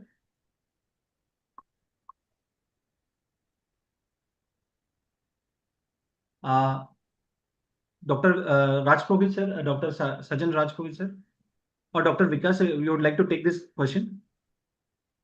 So one thing I would like to tell that 3DXD is as toxic as chemotherapy, starting from neutropenia to diarrhea and recurrent admission and thrombocytopenia. Everything is there, and also there is 20% chance of febrile neutropenia with TDXD. That's why we need a growth factor, and so is even NTMSS also. Okay, right. I agree with the Yeah, point. there was some. Yeah, I'm Dr. Rajput here, so I agree with all the panelists. There was some network issue here. So main issue with the TDXD actually could be the ILD part. Otherwise, I think it's a much more potent first line treatment. And I also agree with Dr. Bishwas that probably pertuzumab might not be the best thing to add to TDXD. So there might be a time when we might only use TDXD single agent in metastatic CA breast instead of the current THP, but it might take some, I think, 1 or 2 more years. Yeah, so I think the majority of our panel members are moving more towards chemo-free regimen with TDXD and pertuzumab. But I also agree with the concern Dr. Vikas has executed, rightly pointed out, especially with diarrhea, because pertuzumab is known to cause diarrhea and TDXD is known to cause neutropenia. How this balance going to happen? That was my curiosity when this trial is proposed, when the safety analysis to be done. That was one of the concerning factor for me. And second thing, with respect to cardiotoxicity, even though there is no major cardiotoxicity which is seen with the usage of Destiny with TDXT trial, but when we combining these two drugs, are we safe enough to omit cardiotoxicity? These were my two concerning factors. Any of my panelists having such sort of concern with respect to this potential combination? So Anversha, so actually the cardiotoxicity is not much, no? So even when you have used pertuzumab in combination of trastuzumab also, but this is not adding, actually not adding to toxicity, so that is that has never been a concern. Though these are anti-HER2, but these are different drugs from trastuzumab. So I don't think so. Cardiotoxicity is will be an issue because across all trials in all various combinations, so this has not shown any toxicity. So neither TDXD, neither pertuzumab as a drug. Thank you, sir. So that was my thought of opinion, and the trial, as Vishwas sir pointed out, it has not shown major diarrhea-related side effect. It is almost similar in both the arms. And other factor with respect to usage of TDXD is what will be the second line option, because we use TDXD in upfront, and what will be the next with respect to after TDXD? That is one of the concerning factor for me. Jitendra sir, your opinion with respect to usage of second line drug after TDXD, with your opinion? Probably we will do a biopsy. If it is HER2 positive, then probably mix and match on the basis of previous regimen, like maybe tucatinib or trastuzumab, lapatinib, something like that, along with chemotherapy. One more thing this trial has given us, that we were not having till now a data of hormone receptor adding to TDXD. So this trial has given us, although 55% patient were hormone positive, still 13% only would have received some sort of anti-hormone agent. So probably now we can add that to the TDXD now safely, because that data was not there in picture till now. So, Yes, sir. I also like to agree. I think the interesting data is after Cleopatra, we have Patina study design, which has shown advantage for hormone positive breast cancer patient by adding palbociclib. Pankaj sir, your opinion with respect to going with Cleopatra followed by Patina in hormone positive breast cancer versus going with TDXD with pertuzumab.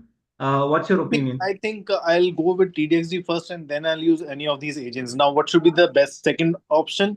Anyone's guess. You can use tucatinib-based therapy. You can use TDM. Whatever you use, we do not have any evidence on what should be the next best line of therapy. But personally speaking, I feel when you are using something like targeting these agents, second line therapy, I'll be happier using some combination which is having CAPE also, because in case patient has some resistance mechanism. So that is my thought process. So Anvershan, actually, so since if you are using TDXD the upfront, so likely that the patient won't relapse in brain. So it will be an extracranial. So then, so probably anything may come into picture, because with the other drugs in the past, so the concern was a brain mets, no? So here, so TDXD will be taking care of the brain. So if somebody is progressing or relapsing, so it will be mainly an extra cranial disease. So then probably you are going to use those drugs, you haven't used it. So do you think if someone is having a brain metastasis and patient is having a systemic progression, you will continue with TDXD and use something for Absolutely, systemic? absolutely. Maybe this one. Okay. Right, absolutely. Yes, sir. We have to try something like that, Yeah. because try to continue TDXD good drug as far as possible in the given scenario for the patient to benefit them. One other interesting question, maybe a futuristic question. Do you have any biomarkers to select this patient? Because what so far I have seen, TDXD works in all the subjects. Given that whether the patient is having PIK3C mutation is there or not, any sort of mutation, TDXD is working. Whether you want to pick and choose something like this is the particular subset, yes, definitely I will go with TDXD. Vishwas sir, your opinion with respect to this? Sir, sorry for intervening. Need to conclude, please, sir. So baseline, so definitely somebody who has a baseline brain mets, obvious that this becomes an obvious choice. So otherwise somebody who doesn't have a lung disease baseline, again this becomes an obvious choice. Otherwise, I don't think so there are any biomarkers at this moment. Sure, sir. And just 5 more minutes. I think ER pathway is not targeted. Only 13% of patients receive concurrent hormonal therapy with TDXD. Sir, your opinion, if the patient is hormone positive, you combine hormone therapy with TDXD, or you would like to go with only TDXD plus pertuzumab in this scenario? Any panelist with respect to that? Probably hormone positivities I would like to add, because I will give TDXT, pertuzumab and hormone therapy because the data says as such. We don't know whether pertuzumab will add something or it or not. That will take time. But for me now, if it is hormone positive, I will try to add any hormone agent. Depends on what the patient is exposed early or not exposed early. Okay. And then moving on to the next part of study, that is usage of sacetamab govitecan. With respect to usage of sacetamab govitecan, how eager you are to use sacetamab govitecan? Jitendra sir, your thought process, will the combination will work? Immunotherapy with sacetamab govitecan. Again, we are moving into an area where chemo-free regimen in this scenario. I think we are having shortage of time. I'll just conclude.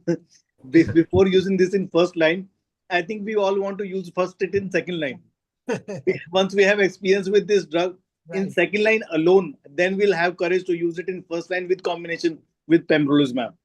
In fact, I have used the third line. Yes, sir, I agree with that. I would like to highlight 2 points. Sir, please go ahead.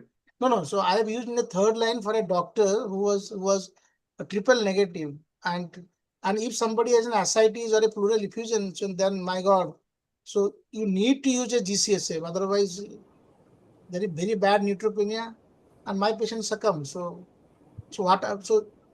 these better drugs probably, that is the reason that they should go up the ladder, and definitely the logistic and the cost part is there. But since we are discussing science, so this is one area in triple negative. So I think that can be a game changer in time to come. Yes, I would like to conclude with just 2 points. This sacetamab govitecan definitely game changer with respect to triple negative breast cancer, because it is first drug to be approved in ADC approved in triple negative breast cancer, and it has potential with respect to other aspect also. ASCENT 4 study is coming up in PD-L1 negative population, ASCENT 7 study in early breast cancer setting, ASCENT 5 study is also coming up in another set of population. So definitely it is trying to moving up in all areas, like with respect to TDXT in HER2 positive breast cancer. It is going to be a potential game changer, but we need to keep off adverse event also. It is one of the ADC which is showing to have hypersensitive reaction. Like I always teach my students with respect to the drug, chemotherapy drug paclitaxel, which is known to cause hypersensitive reaction. With respect to targeted therapy, MET inhibitors going to cause hypersensitive reaction. Immunotherapy, dostarlimab, which is known to cause hypersensitive reaction. Something similar to that, antibody drug conjugate, which is known to cause hypersensitive reaction, is sacetamab govitecan. And yes, it has a larger potential. We need to have own hand experience before changing to be a practice changing before being incorporated into a practice. With this, I would like to thank all my panelists for eagerly participating in this session and giving more input into this session. I would like to thank organizer also for giving me this opportunity. Thank you. Thank you, Sekhar sir, and all the panelists. So after such nice discussion, I would like to invite Dr. Sandeep Jasuda sir for his expert comments. Sir, we need your concluding remarks. Over to you, sir.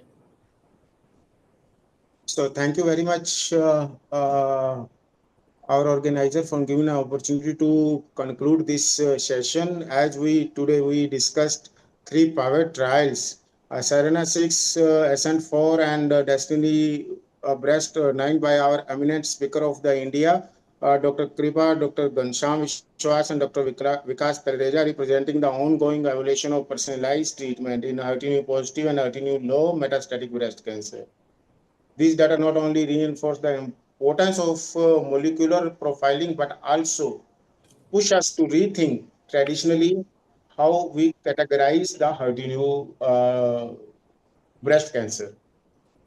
So trastuzumab deruxtecan continues to shift the paradigm, especially in HER2 low subsets, while the ASCENT trial provided real-world backbone for the secukinumab govitecan in heavily pretreated TNBC patients. And this is very important landmark trial, which has shown that there is something we can do in the TNBC patients. The Serena 6 trial reminds us the role of the early CDK4 inhibition even in the adjuvant settings.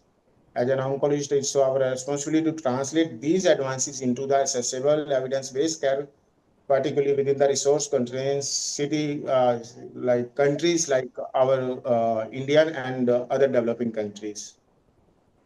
The discussion on this landmark trial by some of our best minds in the Indian oncology, moderated by Dr. Sekhar today to really highlight on the clinical importance and real world impact of these trials and evolving therapy in our setting. Their insight brought clarity to the complex data and emphasizes how these advances can be meaningfully applied in routine practice. And it was also my privilege to witness such a high level exchange of the knowledge and expertise.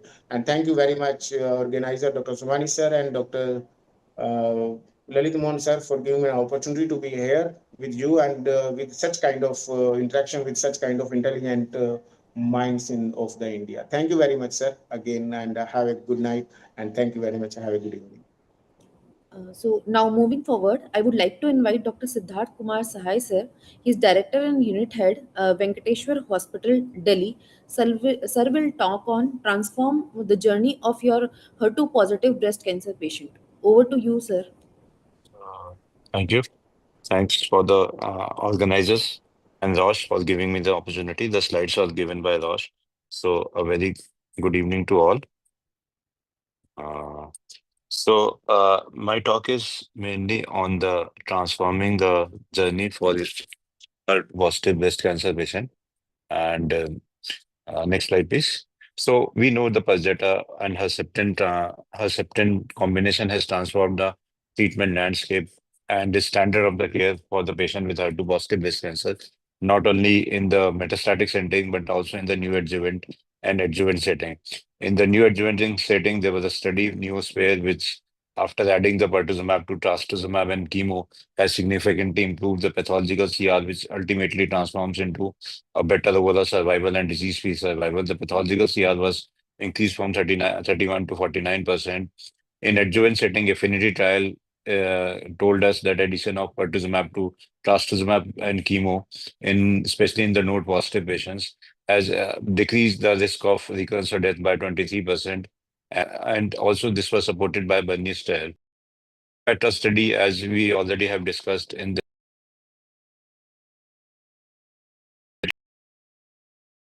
trastuzumab plus chemo has increased the median progression-free survival, and also the median overall trastuzumab and chemotherapy is approved in a curative setting.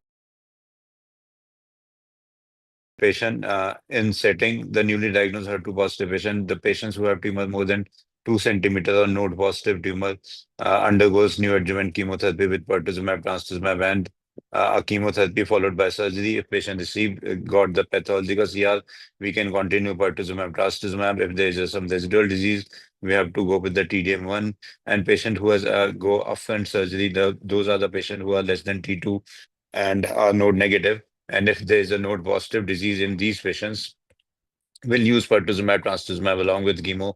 And if they are node negative, we can use trastuzumab and paclitaxel 18 cycles, especially in the older age group. Next slide, please. So the problem with the pertuzumab and trastuzumab combination is the infusion time, is the long infusion time, with pertuzumab infusing mainly around 60 minutes and trastuzumab infusion is 90 minutes. And this too continue in the adjuvant setting also.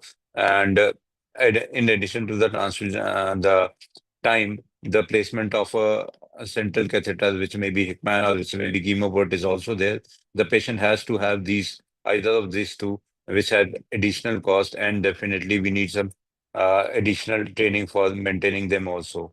So sometimes there are some unforeseen complications with the central catheters, including chemoports, and sometimes we have to take those chemoport out because of some infection, thrombosis, which has happened not frequently, but do happen in our clinical practice. Next slide, please.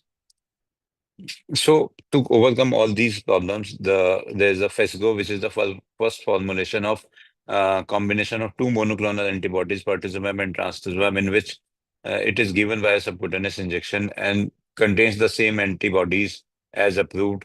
It is containing the recombinant human hyaluronidase, which allows the subcutaneous administration of higher volume drug volumes, 15 ml loading dose followed by 10 ml maintenance dose every 3 weekly. It is ready to use fixed formulation and can be given in by subcutaneous route in thigh over a period of 5 to 8 minutes. Next slide, please. So what this do is we know the pertuzumab trastuzumab acts synergistically to prevent the disease recurrence, to increase the overall survival, and to decrease the disease decrease the recurrence. The high hyaluronidase which is used allows the delivery of the drug at a large volume in subcutaneous space.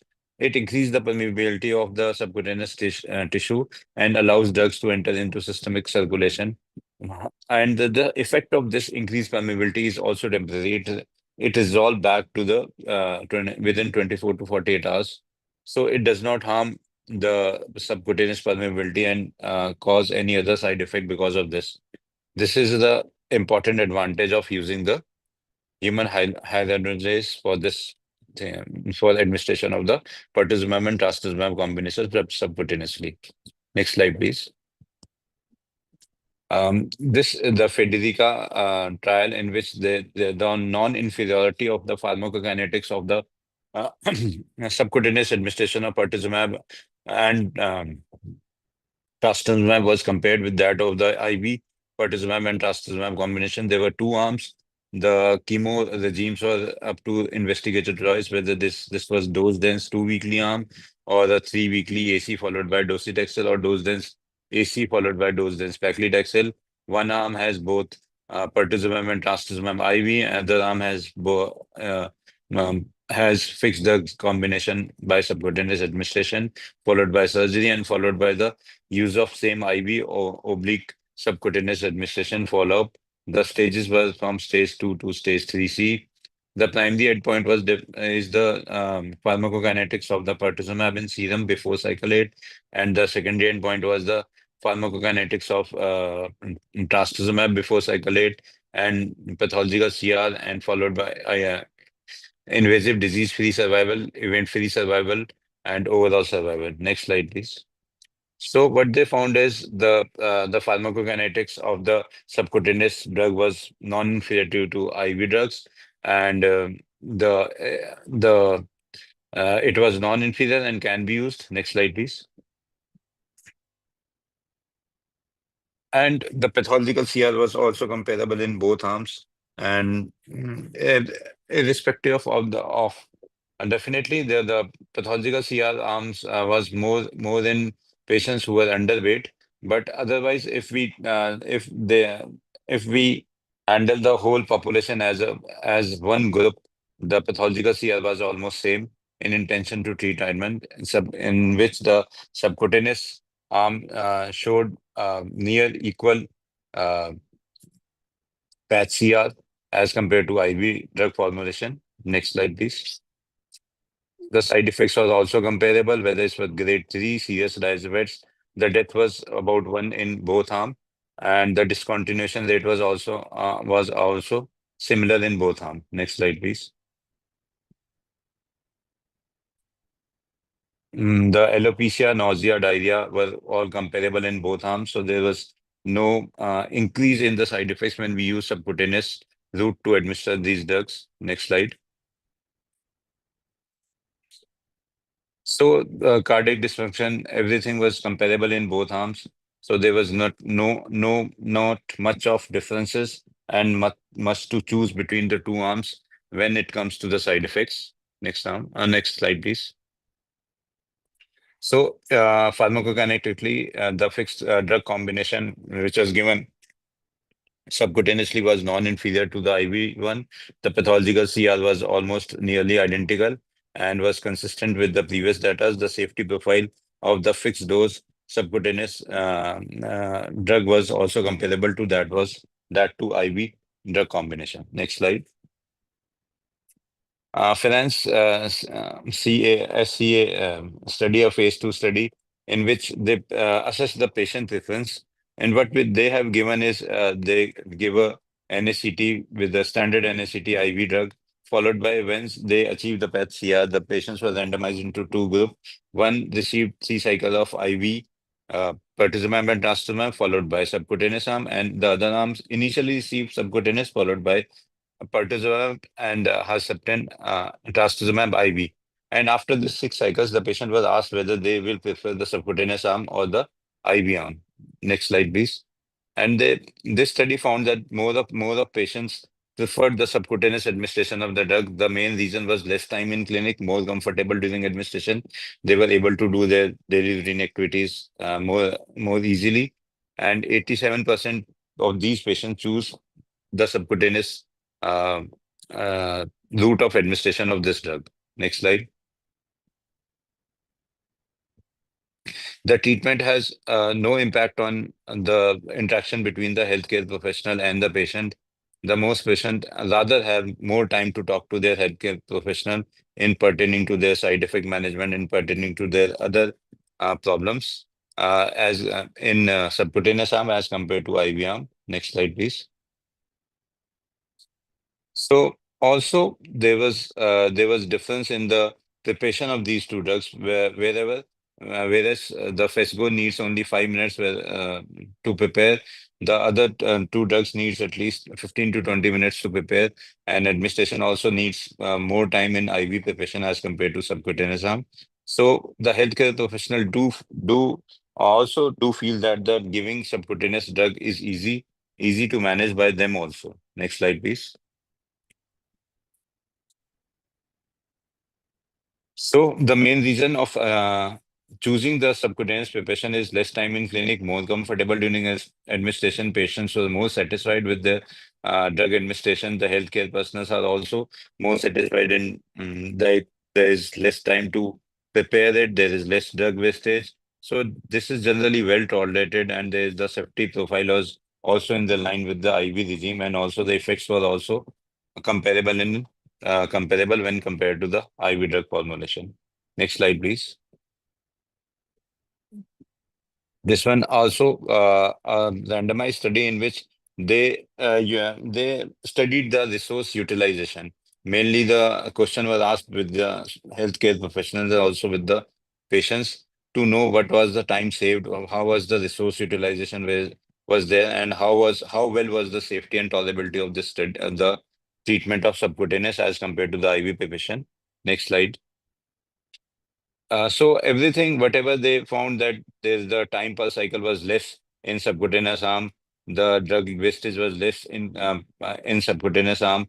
The healthcare professional has less time spent on preparation of the drugs and giving the drug, and the patient has less time during in the daycare admission. Next slide, please.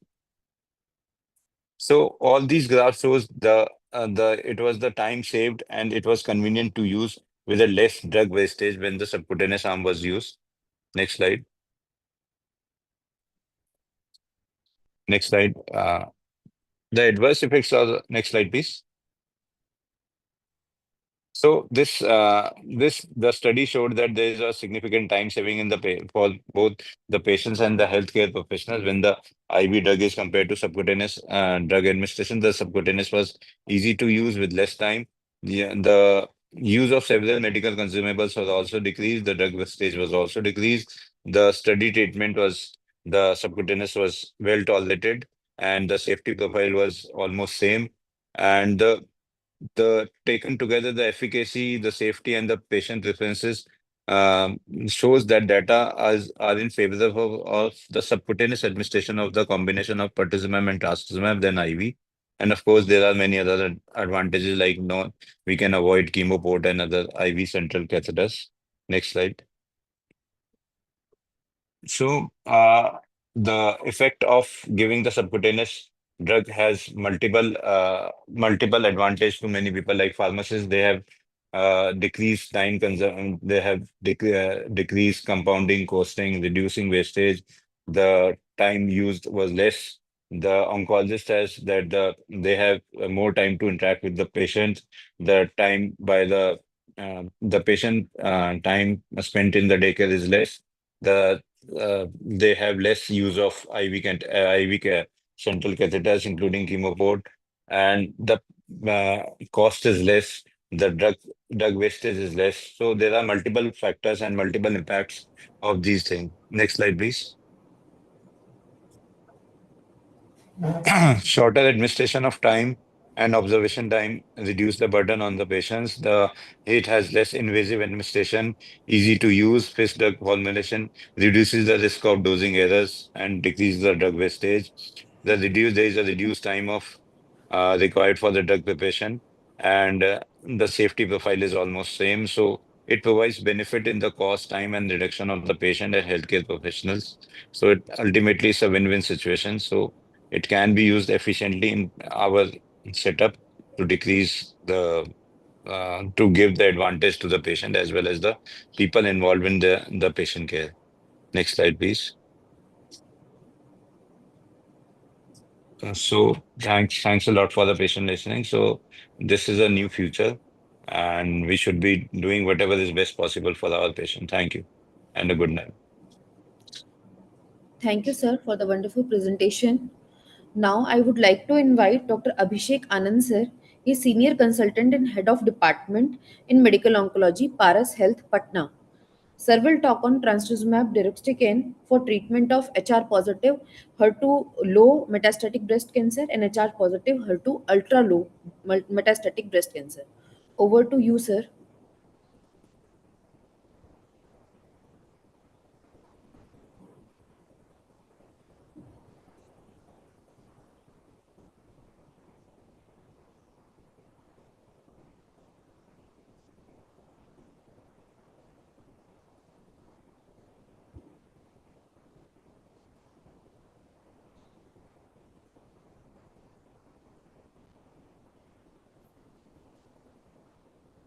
So Yeah, good evening, to Dr. Abhishek, sir. Can you hear us? Yeah. So good evening Yeah. to all of you, and thanks to the organizers for this opportunity. So I'll be speaking on trastuzumab deruxtecan, and this drug has done wonders.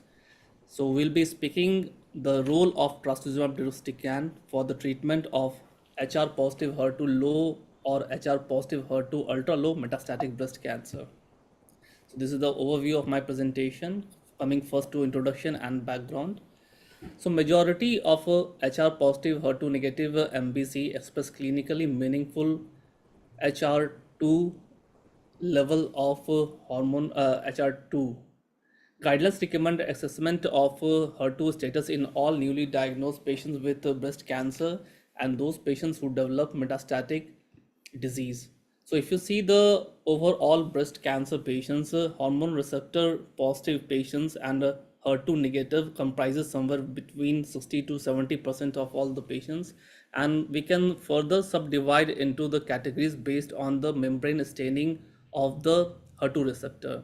So it can be either IHC0 that comprises 10 to 15% with absent membrane staining.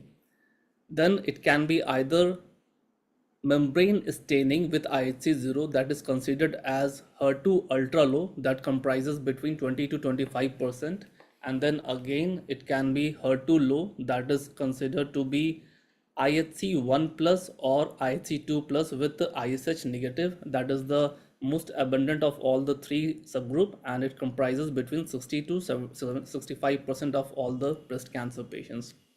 This graphical representation shows us that how we divide the IHC and HER2 negative metastatic breast cancer. So based on the IHC level, it is divided the HER2 ultra low or HER2 low. So HER2 low, as we discussed in a previous slide, is IHC 0 with membrane staining. The membrane staining is faint, incomplete membrane staining in less than 10% of the tumor cells.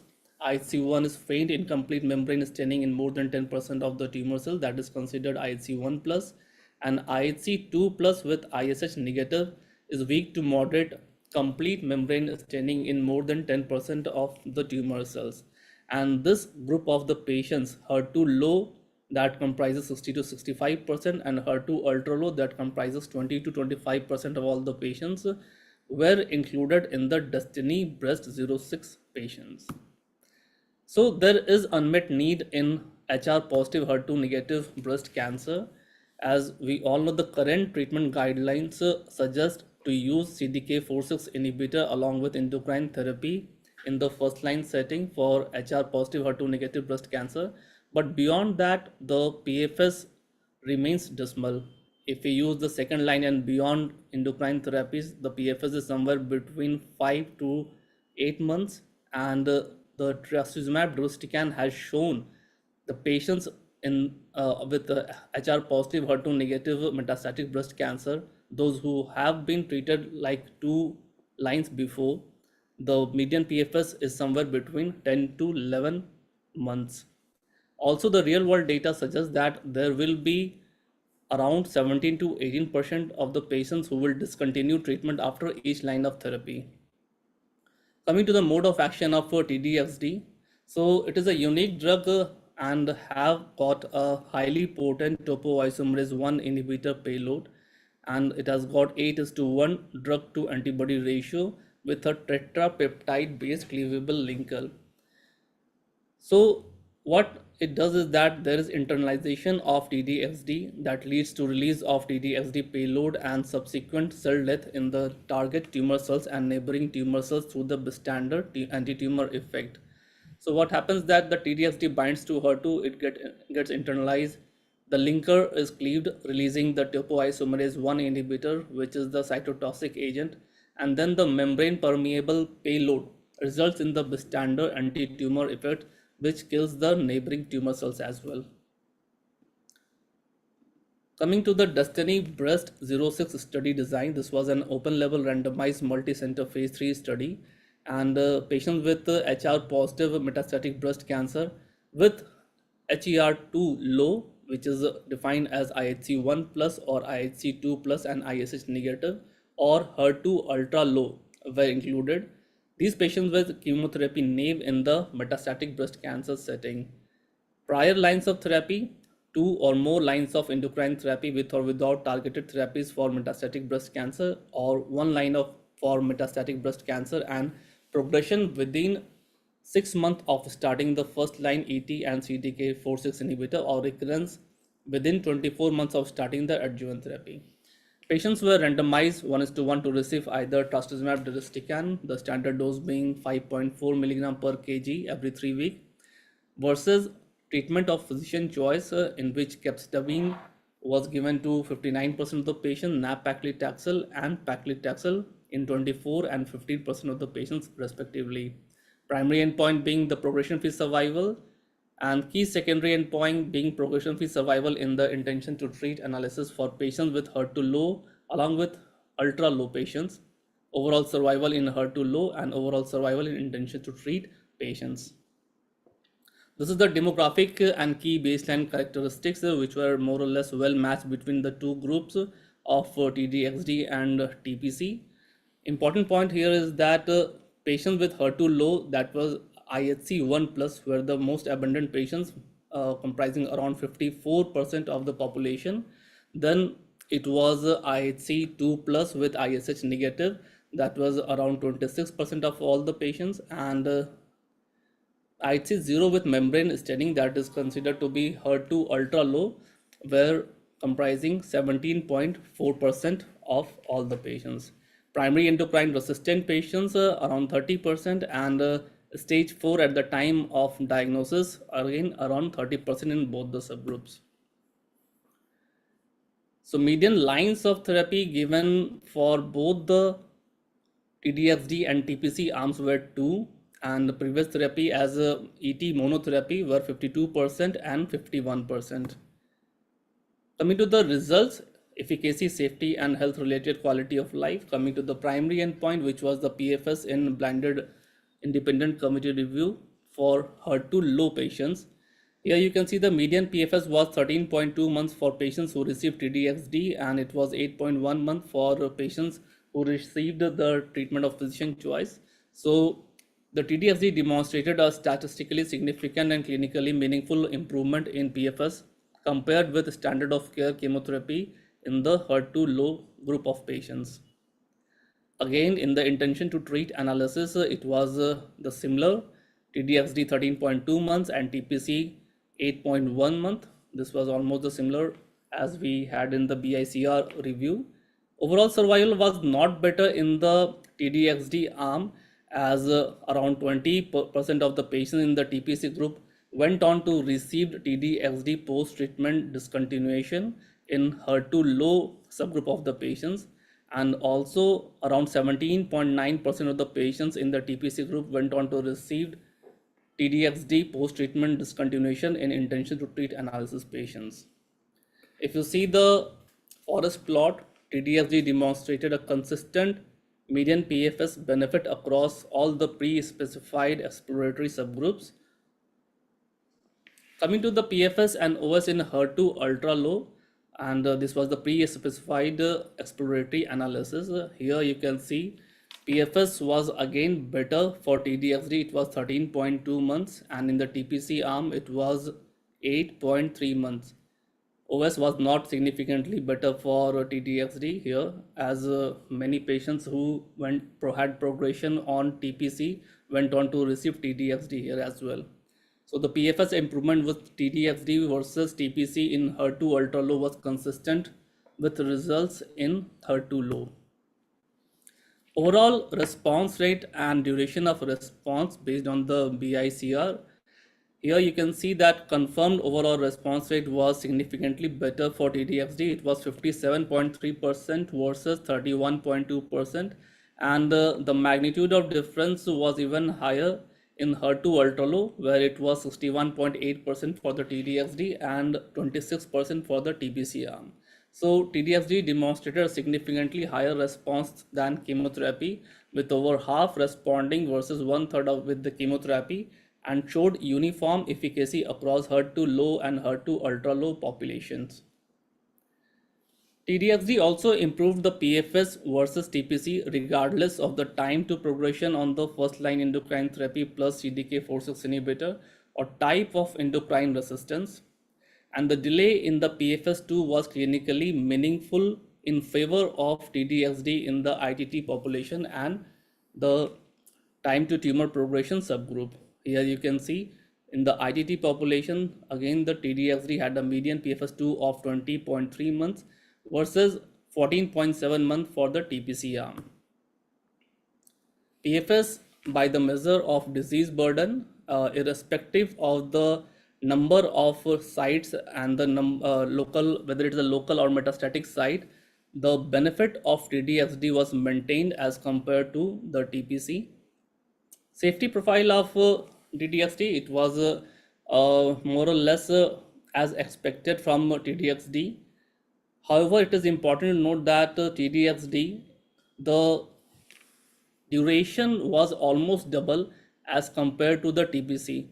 Here you can see it was 11 months the median duration of treatment, and in the TPC arm it was 5.6. And the most common treatment related adverse event that was associated with the treatment discontinuation in TDXD arm, it was pneumonitis, which was seen in 5.3% of the patients, and for TPC it was 1.4%, and that was peripheral sensory neuropathy. Most common treatment emergent adverse event associated with dose reduction for TDXD, it was nausea, that was 44.4%, and in the TPC it was 16.5%, that was for PPE, that is hand-foot syndrome. Again, if we see the exposure adjusted incidence of rate of treatment related adverse event, it was more or less well matched between TDXD and TPC. And the safety profile that were commonly seen with TDXD were nausea, fatigue, alopecia, neutropenia, increase in the transaminases, anemia, vomiting, diarrhea, and decreased appetite as well as leukopenia. So these are the expected side effects of TDXD, as we have seen with other trials in the metastatic HER2 positive breast cancer patients, and it was similar in this Destiny Breast 06 trial as well. Adverse events of special interest and most important is the ILD and pneumonitis. The median time to onset of ILD pneumonitis in the TDXD arm was 141 days, and here you can see ILD of any grade was seen in 11.3% of the patients who received TDXD, and 3 patients also died because of this ILD. If you talk about the left ventricular ejection fraction, it was 8.51% for patients who received TDXD, and in the TPC arm it was 2.9%. However, cardiac failure was not seen in any of the patients who received TDXD as compared to the TPC, where it was 3 patients who had cardiac failure. Quality of life was well maintained for patients who received in HER2, Sir, although sorry for being intervening. Need to conclude, please. 2 times longer as compared to the chemotherapy. And the conclusion of this Destiny Breast 06 study was that it establishes TDXD as an effective new treatment option for patients with HR positive and HER2 low and HER2 ultra low metastatic breast cancer following more than equal to 1 endocrine based therapy.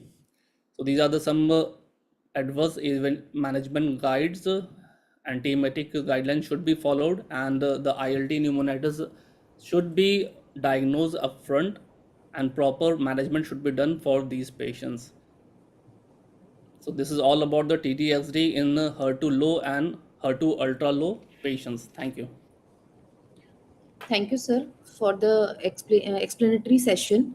Now it's time for the most awaited part of the webinar.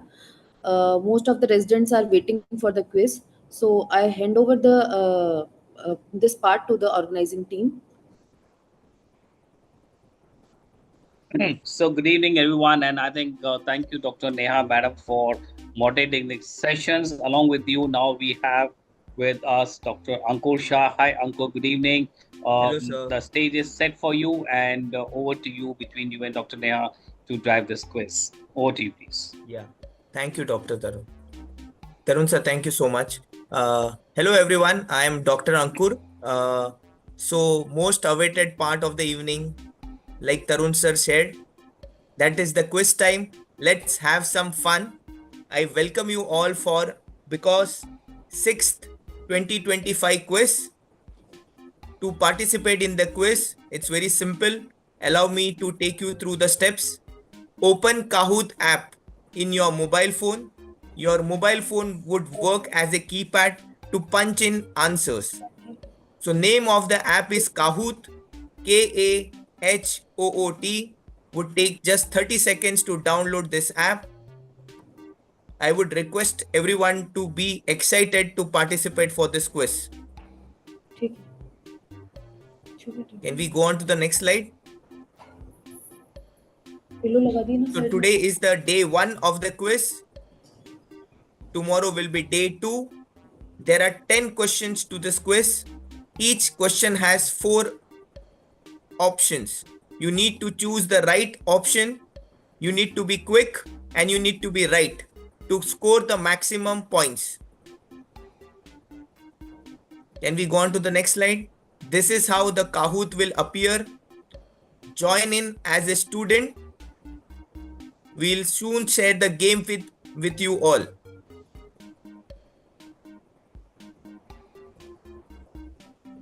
Enter with your full name. I request everyone to please enter with your full name. Do not write nicknames or short form.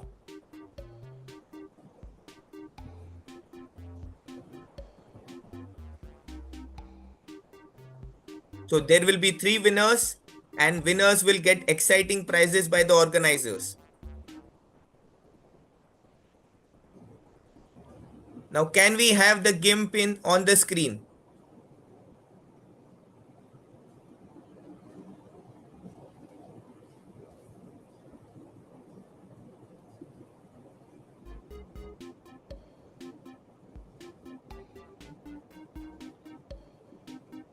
So you have the game pin on the screen. You also have an option of QR code which you can scan to join and participate in this quiz. The game pin is on your screen. 2110854. I repeat, 2110854. This is day 1 of 6th BCOS 2025 quiz. 10 questions. Each question has 4 options. You need to punch in the right answer and you need to be quick to score the maximum points.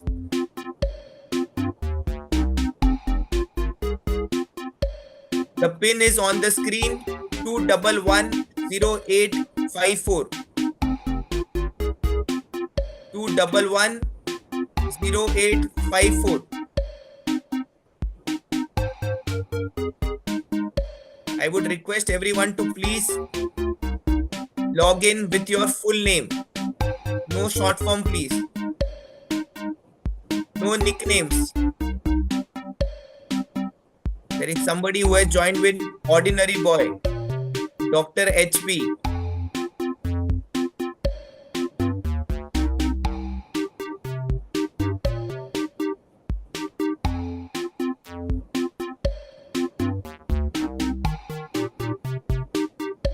I can see Dr. Apurva, Dr. Amit, Dr. Mayank, Dr. Saurabh. So you have 1 more minute before we start the quiz.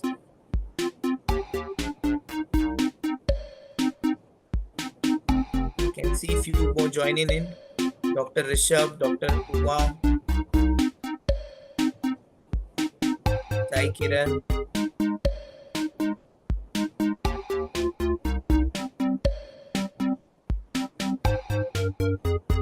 Yes. So there are few messages. They are finding it a bit difficult to download the app. A minute more to all of you.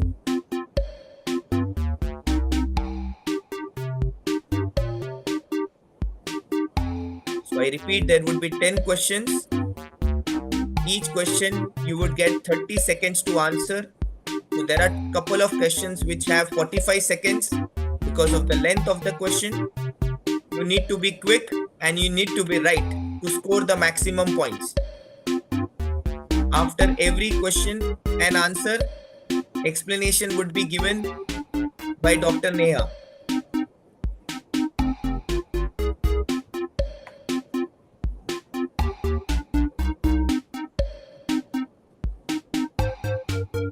There are few joining, participants joining in. Yes.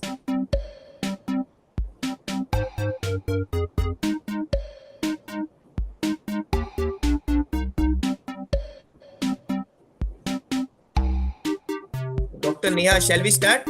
Yes, sure. Yes. So let's start day 1 of 6th BCOS 2025 quiz.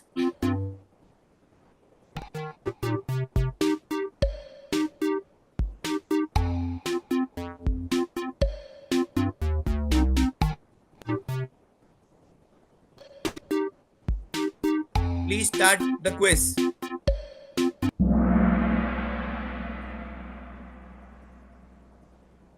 So let's begin. 3, 2, 1. Here we go. The question first on your screen.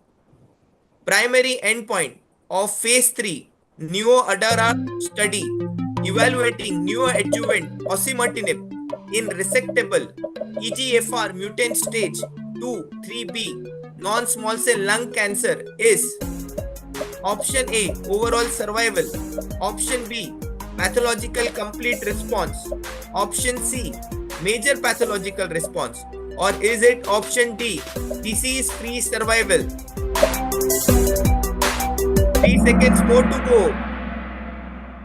And we have the right answer on the screen. The answer is major pathological response.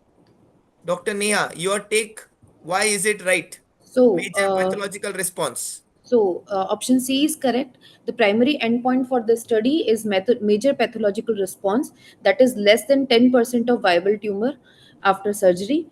And all these other DFS, EFS, and OS all are secondary endpoints. So, next question. Yeah.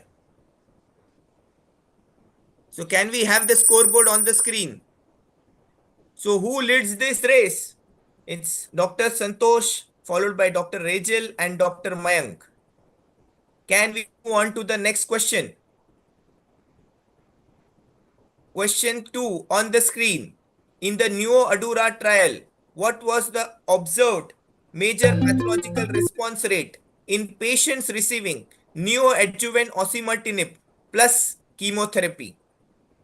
Option A, 2%. Option B, 19%. Option C, 25%. Or is it option D, 26%? 10 seconds more to go.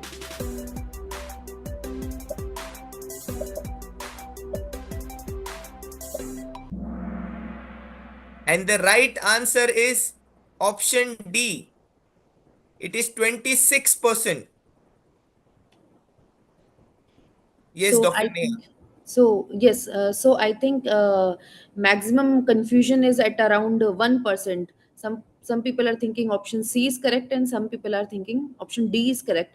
But yes, option D is correct. 26%. That is for new adjuvant osimertinib plus chemotherapy MPR rate, and for osimertinib alone, that is monotherapy by osimertinib, MPR rate is 25%, and only chemotherapy is 2%. Correct. Thank you so much. Can we have the scoreboard? And that is a change. Dr. Rachel leads, followed by Dr. Abhinash and Dr. Krishna Ratan. Can we move on to the next question? And the question third on your screen. What was the observed 5-year overall survival in patients receiving neoadjuvant nivolumab plus chemotherapy in the trial? Option This is A, for 55%. NSCLC. This is for NSCLC. Yes, this is for NSCLC. Option B, 72.1%. Option C, 65.4%. Or is it option D, 95.3%?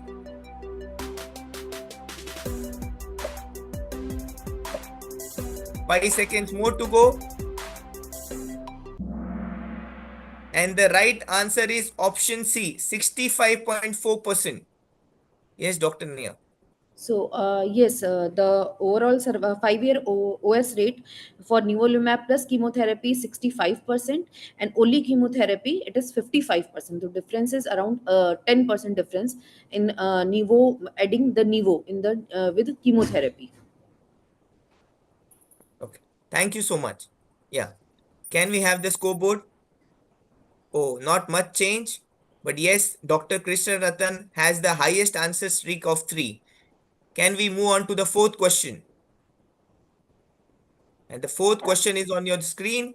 In the IM4 trial, which of the following statements is correct regarding safety outcomes? Option A, grade 3-4 treatment related adverse events were more common in the atezo alone arm. Option B, no grade 5 adverse events were reported in either treatment arm. Option C, treatment related adverse events occurred more frequently in the lurbinectedin plus atezo arm. Or is it option D, rate of treatment discontinuation was higher in the atezo alone arm? You get 45 seconds to answer this question. 10 more seconds to go.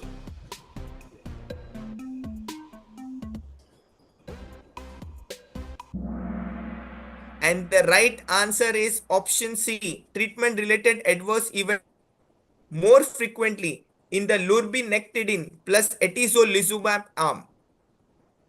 Yes, Dr. Neha. So yes, for grade 3-4 treatment related adverse events that are more common in combination arm, atezo plus lubri, that is 25%, and atezo around 5% only. And for grade 5 adverse events, in both the arms there were grade 5 adverse events are there. And yes, lubri and atezo arm are more, the adverse events are more frequently occurred in this combination group. And so that's why the rate of treatment discontinuation for atezo is not, this is not correct. So answer is C. Yes. Can we have the scoreboard? And that's a complete change. Dr. Apurva leads, followed by Dr. Krishna Ratan. And on the third position, we have Dr. Abhinash. What also can be noticed is Dr. Neha is the highest climber. Fifth question on your screen. Key findings of IM4 study evaluating lurbinectedin plus atezolizumab versus atezolizumab alone patients with extensive stage small cell lung cancer after median follow-up of 15 months. You get 45 seconds to answer this. Option A, no significant difference in IRF, PFS or OS between two arms. Option B, significant improvement in PFS but not in OS with lurbi plus atezo. Option C, significant improvement in both PFS and OS with lurbi plus atezo. Or is it option D, OS was significantly worse with lurbi plus atezo compared to atezo alone? A heavy question with heavy options. And the right answer is significant improvement in both independent review facility PFS and OS with lurbinectedin plus atezolizumab. Yes, ma'am. So yes, although the difference is not much, like for PFS, the PFS is 5.4 months versus around 2 months, and OS is 13 versus 10 months. So difference is around 2 and 3 months only, but it is statistically significant in favoring of lurbinectedin plus atezolizumab arm. Okay. Can we have the scoreboard?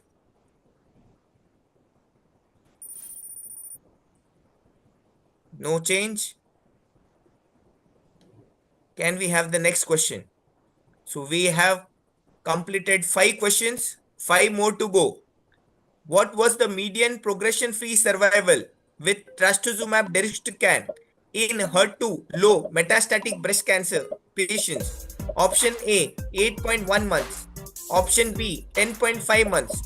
Option C, 13.2 months. Or is it option D, 15.6 months? 10 seconds more to go. It's about median PFS in HER2 low metastatic breast cancer patients. And the right answer is option C, 13.2 months. Yes, ma'am. So PFS with TDXD is 13.2 months. In the trial, they compared this with physician choice of chemotherapy, and in that the PFS was around 8 months. So C is the correct answer. And this was for specific HER2 low metastatic breast cancer patients. Can we have the scoreboard? And there is no change. Can we move on to the next question? The 7th question on the screen. What was the primary endpoint of DB06 trial? Option A, overall survival in the intent to treat population. Option B, objective response rate in HER2 ultra low patients. Option C, PFS in HER2 low patients by BICR. Or option D, safety profile or trastuzumab deruxtecan in HER2 low metastatic breast cancer. And the right answer is option C, progression-free survival in HER2 low patients by blinded independent central review. Yes, ma'am. So yes, option C is correct, and PFS among all the patient and other thing, overall survival and safety. These are the secondary endpoints of the trial. Okay. Can we have the scoreboard? So there is a change in the 3rd position with Dr. Himansh moving up. Can we move on to the next question? So 3 more questions remaining. 8th question on your screen. Which of the following statement is true based on the interim results of the Destiny Breast 09 trial? Option A, trastuzumab deruxtecan plus pertuzumab showed inferior PFS compared to THP regimen. Option B, trial excluded patients with hormone receptor positive disease. Option C, serious adverse events were more than double in trastuzumab deruxtecan plus pertuzumab arm compared to THP regimen. Or is it option D, trastuzumab deruxtecan plus pertuzumab showed statistically significant improvement PFS compared to THP regimen? participants were faster than me, and that could result in the completion before I finished my question. That's great. So the right answer is trastuzumab deruxtecan plus pertuzumab showed statistically significant improvement in PFS compared to THP regimen. THP regimen includes taxane plus trastuzumab plus pertuzumab. Yes, ma'am. So yes, TDXD plus P has shown the improved PFS than compared to THP. So that the option A is incorrect, is wrong, and option B, about option B. So yes, this trial included hormone positive disease. So this is wrong, and option C is serious treatment emergent adverse events were more than double in TDXD and compared to THP, but these were similar in both the arms. So option C is also wrong. So answer is option D. Can we have the scoreboard? So no changes. So 2 more questions to go. Will Dr. Apurva lead and win this game? Let's see. So 9th question on your screen. Which of the outcomes was significantly improved with trastuzumab deruxtecan plus pertuzumab compared to THP regimen in the interim analysis of the study? Option A, overall survival. Option B, progression-free survival by BICR. Option C, objective response rate only in HR negative patients. Or is it option D, complete response rate only in de novo disease? This is second last question of the quiz.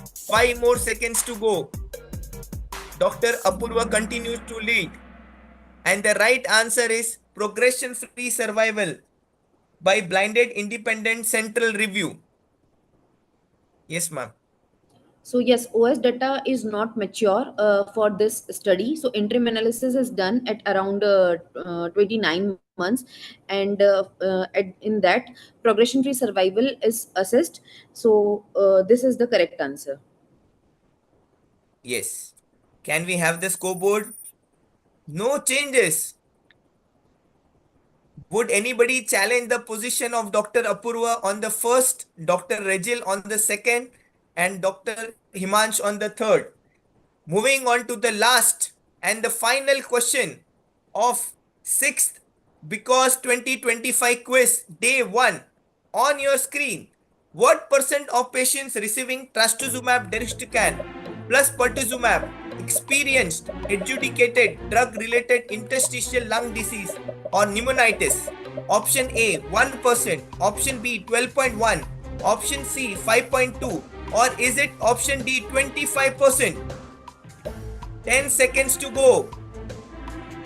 Who will be the winner? Right answer is option B, 12.1%. Yes, Dr. Neha. So yes, ILD is the most worrisome side effect of this TDXD, and the incidence of this is 12.1%. And in the study which compared TDXD with pertuzumab to the THP regime, so in that regime the ILD incidence is only around 1%. So correct answer is B, 12.1%. So correct answer is 12.1%. So can we move on to the scoreboard? And who will be on the podium for 6th BCOS 2025 quiz day 1? On the third position we have Dr. Avinash Hota. On second position we have Dr. Rezil Rajan. And on the first position we have Dr. Apurva. A big round of applause to all these winners. I would request everyone to please unmute their mic, and a big round of applause to all of them. Congratulations, Dr. Apurva, Dr. Rezil, Dr. Avinash Hota. Well played. So thank you so much, Dr. Neha and Dr. Ankur, as always, brilliant. Congratulations to all the prize winners. We will definitely get back to you for the prizes. And before we say good night, now I give the floor to respected Dr. J.B. Sharma, sir. And sir, over to you for your final comments before we close for today. So, dear colleagues, friends, and students, From the bottom of my heart, I extend my gratitude to each and everyone who joined for today's webinar. I thank to all speakers, panelists, delegates for brilliant presentations and key takeaways in the Indian context. I've learned a lot from everyone and I am sure all of you would have benefited. I invite you again tomorrow by 6 p.m. for some more exciting sessions. Along with Dr. Naresh Chomani, I once again thank for your valuable time and inputs. Do log in tomorrow as well. Good night. So with this, thank you so much, everyone, for this exciting session on day one. On behalf of my colleagues, the organizing teams, Geetika and Aram, it's the time to say goodbye. Thank you. Stay safe, stay blessed, and let's log in again tomorrow by 6 p.m. Thank you.